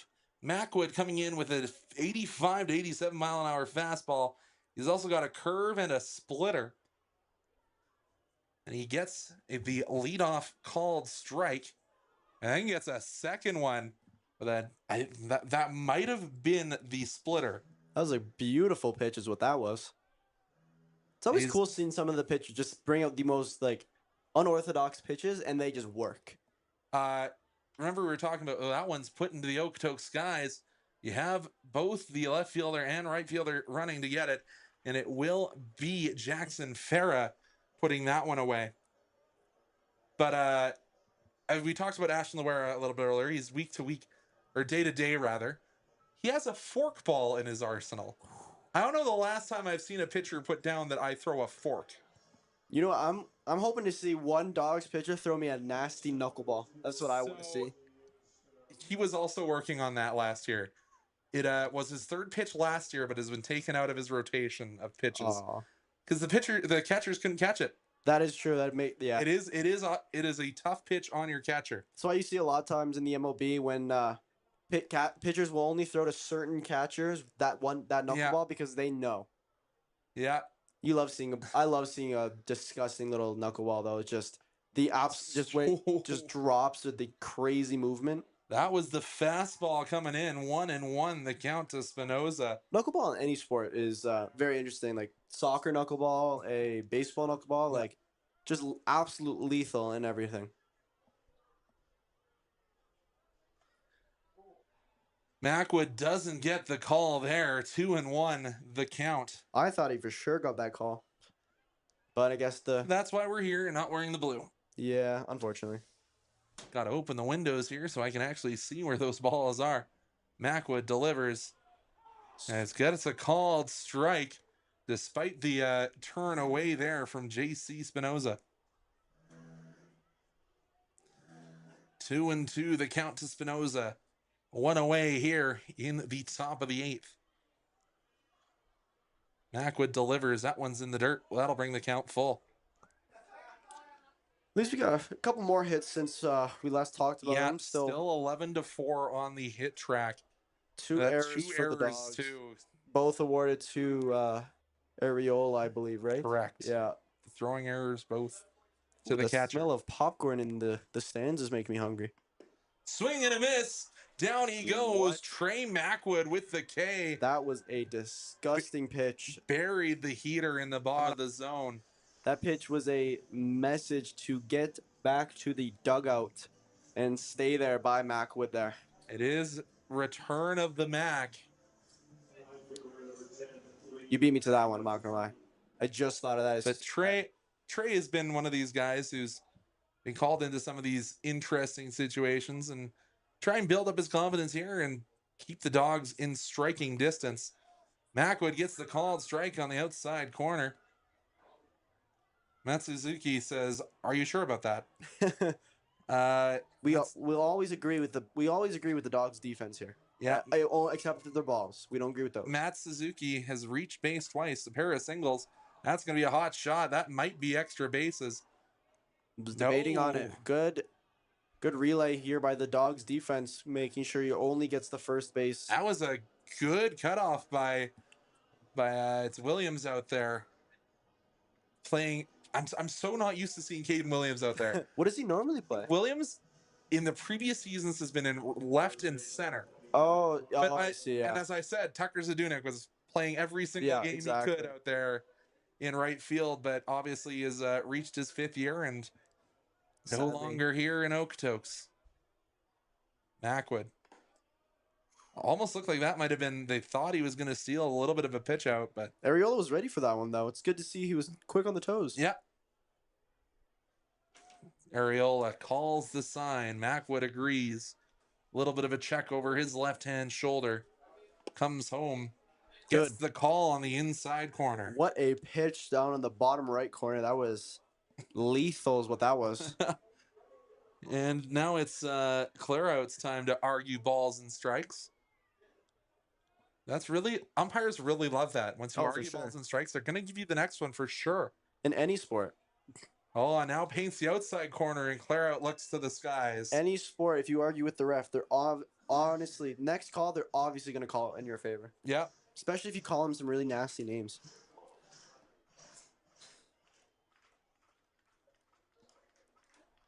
Trey Macwood takes the sign, delivers. That one's down in the dirt, blocked by Areola. Great block by Areola there, making sure that the runner on first for the Bulls stays at first. He's looking to advance a little bit, but doesn't seem... Now he's kind of just stuck on the base, kind of doing a small lead off. Well, if you've got 2 away already, you don't want to be the man who gets picked off for the third out of the inning. But with their hitter, he's been good tonight. Clear out, yeah. He's been hot, so it almost feels like you want to. Clear out puts that one high into the Okotoks sky. Skaggs going to jog in to get to that one. Into the glove, 3 away, 3 up, or 4 up, 3 down, and the Dogs still have a chance. We'll be back when we return here on Flow Sports with the home half of the 8th inning.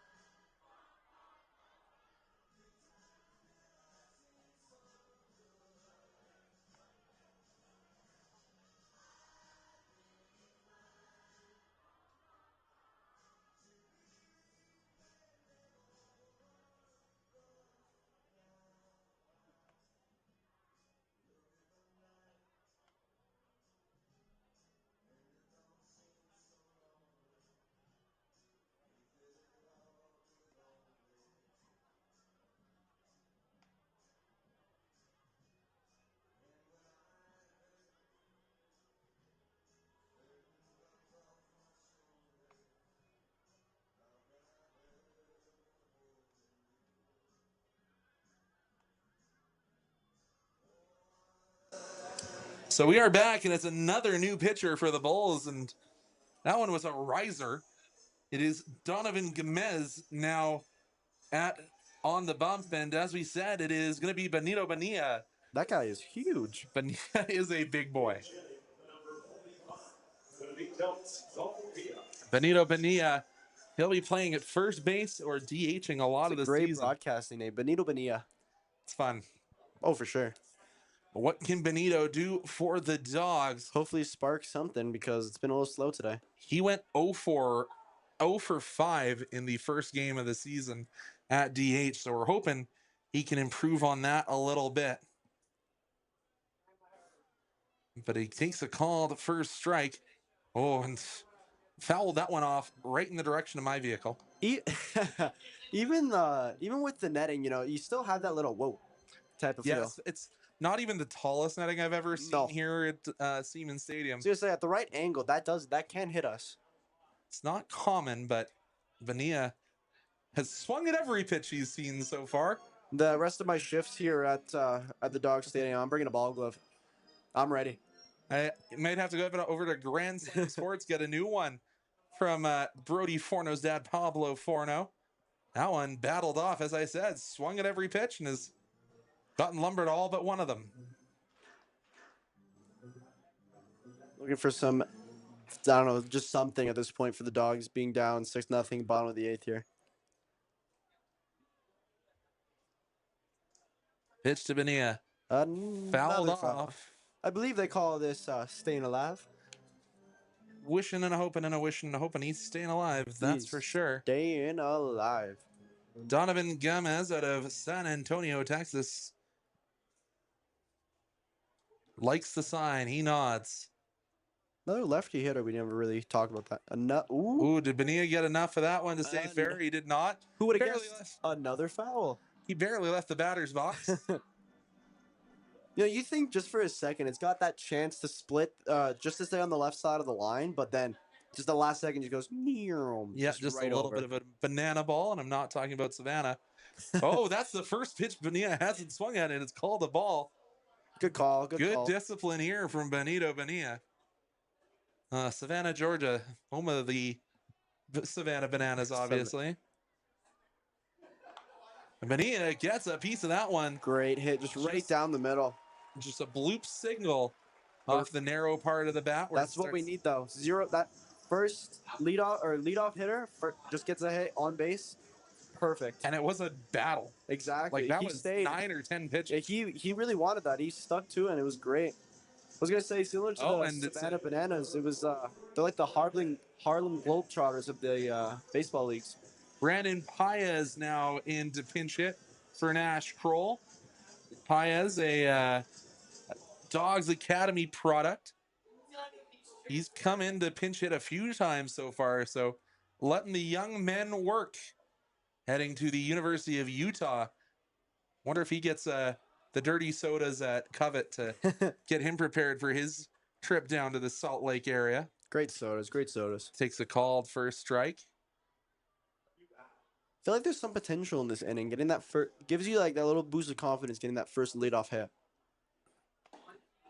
Oh, and that's a called strike, and Paez is not happy about that one. Oh, not at all. Apparently paints the right outside corner. And now Paez gonna need to start. If it was up to Conrad and I, that'd be a ball. Yep.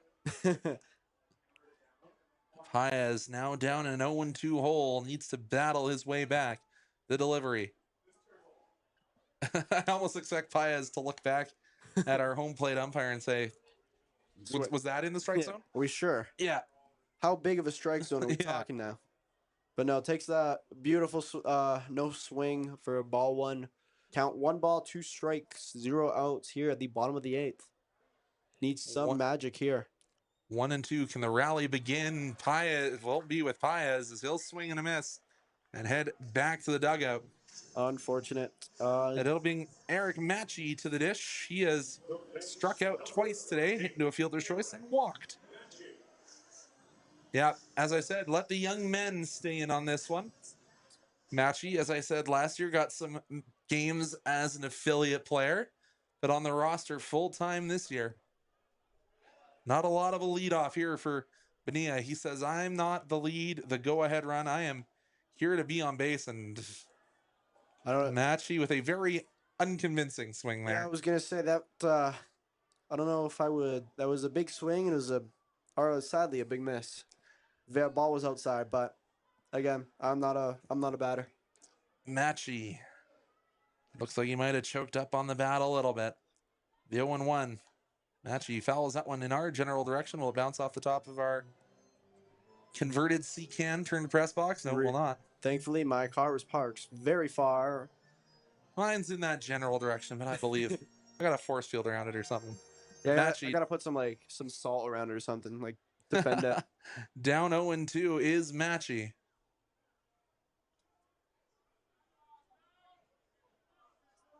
The delivery. Ooh, great Matchy hit. puts some wood behind that, but it's gonna be chased down. 2 away for the Dawgs. I thought that had a chance there. Not for like a homer, sadly, but I thought that had a chance to get through the gap, but unfortunately not. It leads to Just a little bit too much air underneath it. ever since Bonita's hit to get on first, it's been 2 straight outs for the Dawgs. But Really Cade had a Williams comes to the dish, and he's been on base a couple times as a single and a double. I feel like that's when the Dawgs have their magic, is when they have 2 outs is when they kind of produce. Unfortunately, it doesn't normally lead to anything, but It's when that rally cap can come out and looks to be a routine ground out for Williams, who does show some hustle as the Dawgs head into the bottom or the top of the 9th, still down 6-0. they're down to their last 3 outs when we return here on Flow Sports.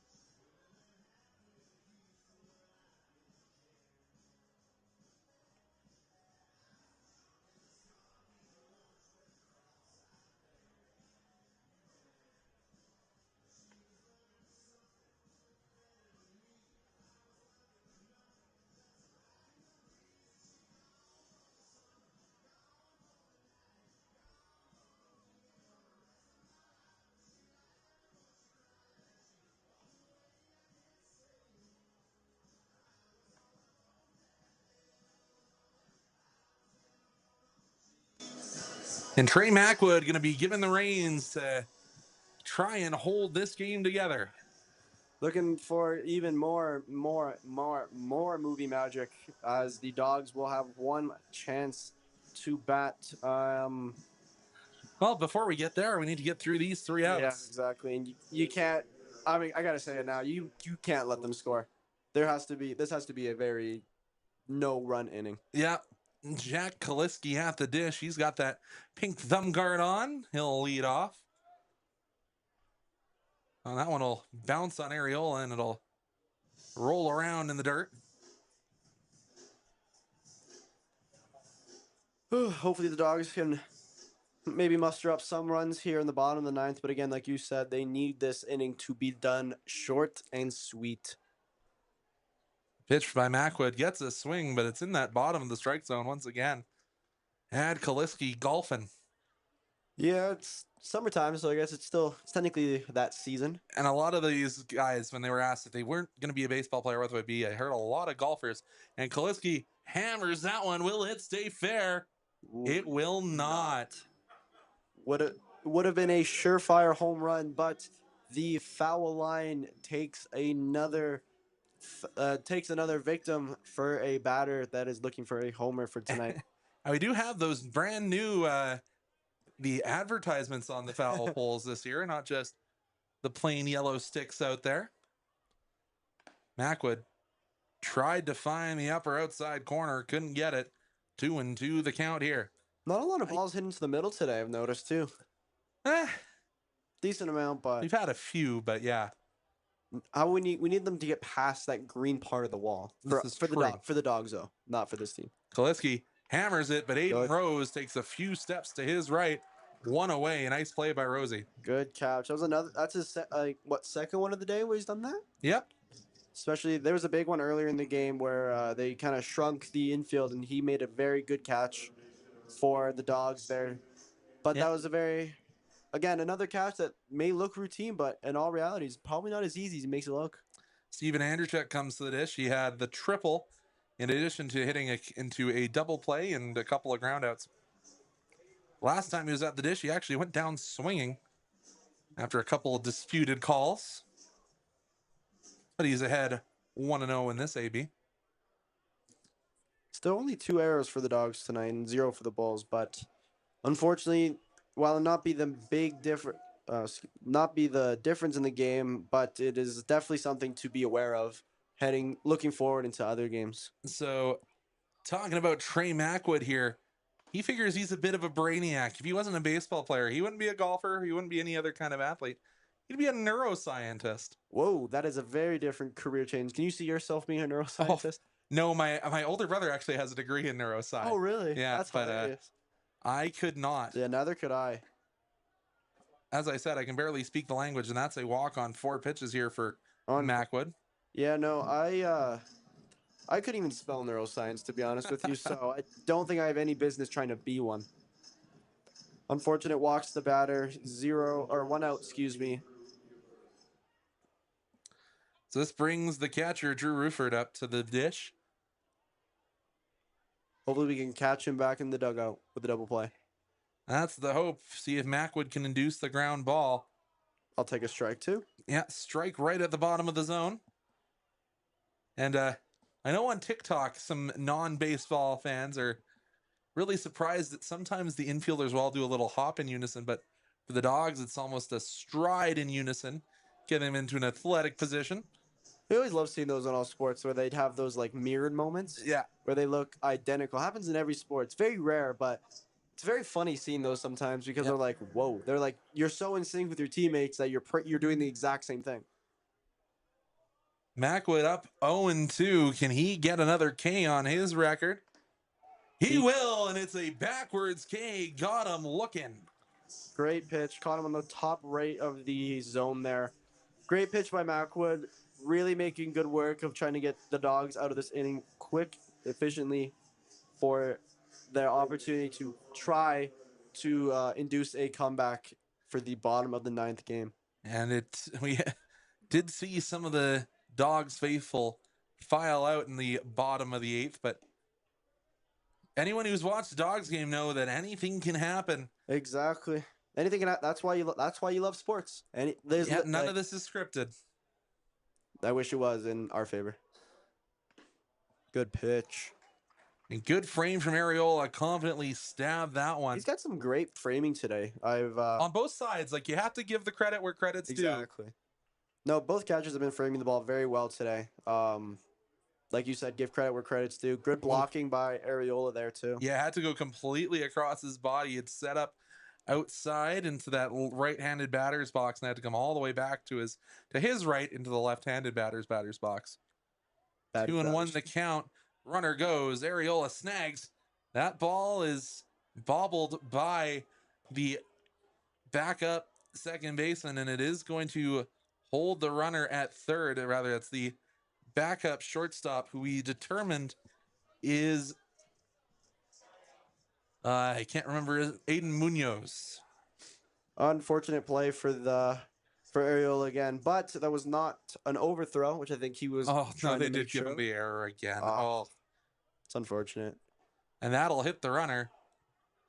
Take his base right off that elbow guard. Ooh, actually, I don't know if he isn't wearing an elbow guard. That one stings. Yeah, that one might sting. Hit the funny bone, but I don't think he's laughing there.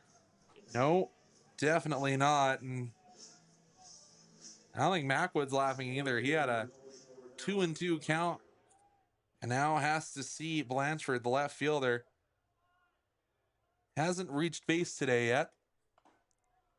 Gets a strike on the upper corner of the strike zone, 0-1. Getting ahead of these batters, which is good. It's just the behind part. They always seem to catch up, unfortunately. Yeah. But Swing, and that one's high into the Okotoks skies. Trying to range back for it is Matchy, but it is good going catch, to be a good catch there by Farah. which retires the innings and gives the Dogs one last chance to make some, as we've said, movie magic. The Dogs only need 7 when they come back to the dish here in the bottom of the 9th inning. We'll be back here on Flow Sports.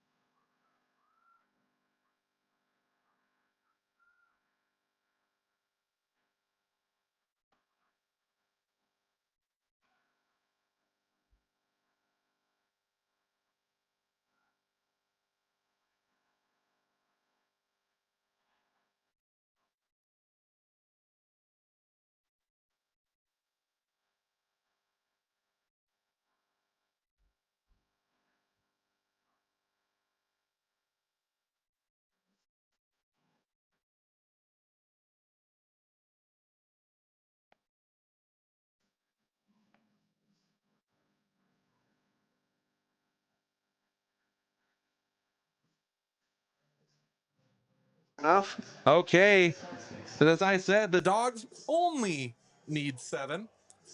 And the man who made the play to end the top of the 9th will now step into the batter's box. And if my Jackson. math is mathing, we need a 3-run homer and a grand slam to win. You can do it plenty of different ways. There lots of roads lead to Rome. Hey, this is why we watch sports. For Yeah. for magic like this. Farah takes outside. He's ahead 1-0. And the pitcher dropped the ball. Confidence. That's a balk. Come on, give it to him. We did see a run get balked in the home opener. That was by the Dogs, though, and that one paints the outside corner. Yeah, no, I feel like it should be fair if they give it to us now, so we can just get on base. Farah attending Lynn Benton Community College. The Oregon native. Takes outside. Lynn Benton's been one of those schools that's fed into a lot of programs here in the WCBL. Another thing noted is Dogs still continue to be really good at watching the ball, like up until that was a good swing, but out ahead of that one. Yeah, but they've been very disciplined today is what I still noticed. Even with the score being what it is, they've been very, very well disciplined. 2-2 the count here for Jackson Farah. Takes outside. Count is full. This could be this could determine how this inning could go. So we're really certainly need to set it up quickly. Fingers are crossed. 3-2 the count. Swing and a miss. Down goes Farah. And unfortunately leads to 1 out. Minimizing the possibility of a comeback here for the Dogs, but still 1 out, better than 2, better than 3. So, and it's Jason Areola will take his hacks this time from the left-hand side of the plate. He's hitting this one. There's my. He said it was a mistake being on the right side. He meant when he was coming in next I think on the left-hand side. That one high and outside. 1-0. There's gonna be some contact made here. So you can send it. I think it's gonna be a cheeky double. That's I'm going another prediction on Areola. Areola pops that one up. Will it get over the netting? It will. Heads up in the seats. Ooh, that was dangerously close to a couple of fans. Thankfully, they are all okay. Claps from the Dogs faithful still here, still believing. Hey, one day we'll get one. One day. Just gotta get like a very big baseball glove, like the size of the jumbotron. Just put it out. 1-1 pitch. That one's Good catch. high and wide, Give but props to the catcher. That was a great catch, making sure that. means a little bit less when there's not runners on base, though. Unfortunately, yeah, I was trying to make a good point Well, there. it's still an athletic play, Sure. but True. I can have imaginary runners on first and second. oh, that one caught the inside or the outside corner. 2-2 the count. Ariel, I made another prediction on you. Come on. I said a cheeky double. Ariola gets a piece of that one. It's slicing. It winds and finds foul ground. I think you're lucky if you're Ariola there. My prediction almost went correct there. If that was fair, Yeah, you could have had a chance for second. Yeah, to draw on 3 players. Not seems to be much win, but one of the player I don't know which position they were in, kind of overran it and kind of. It's tough to judge sometimes when it gets darker. Yeah, same with like with football, especially like when you're looking over your head and trying to catch it. Yeah, looking up into these beautiful lights powered by Fortis, Alberta. The sky is very pretty out tonight. Not too dark, not too light. Perfect night baseball. And that one, will get out of the glove. Not the double, but a runner on base is a hot shot. But Jason Ariola puts a runner on. I'm not going to say my prediction was wrong. I'm not going to say it was right. And the nicest man to ever walk up to the song Bad Company, Aiden Rose, steps to the plate. Potential, again. 1 out. You still got a little bit of a cushion. I don't see any of the rally caps on in the Dawgs dugout. No inside out hats on heads. You have a great line of the dugout. I just can't, like once I sit back, I cannot see it. Yeah, I can't see the Bulls dugout, to be fair. And Rosie takes that one down and away. Needs some magic. Pretty much you need everyone that comes into the batter box to hit. Yeah. Or walk, essentially. I'm okay with walking. If we need to walk 7 runners, we can walk 7 runners. Just don't know if the Bulls want to do that, unfortunately. And Rose puts a charge into that one. Will it get down? It will not. 2 away for the Dogs. Solid contact, but well positioned from the center fielders, and the Dogs are down to their final out.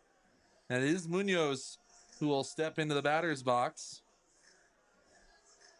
Hard-fought effort tonight for the Dogs, who just seemingly came up short, it feels, allowing Lethbridge to get the first win of their 2025 season. To quote the song that we may hear after today's game, every dog has its day, dog. Exactly. And today's dog just ain't yours. Swing and a miss from Munoz, 0-1. Really wanted that. He might be trying to put a lot of power into this just to see if anything can come from it, you know what I mean?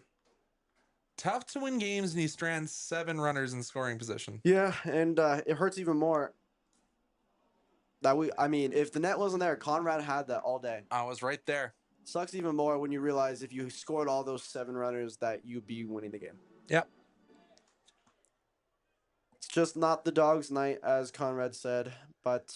Is Munoz using a torpedo bat? I'm trying to look at that. Runner goes, Munoz swings. That'll be the ball game. The Dogs can't solve the Bulls.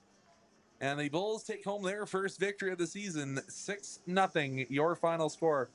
For myself, Conrad Krauser, and for Merrick Robinson, we thank you so much for tuning in. We will be back, I believe, on Thursday when the Gulls come to town from Sylvan Lake. We'll see you next time here on Flow Sports. Correction, it's Friday when the Gulls come to town. So we'll see you on Friday. Thank you very much. We'll be back on Friday.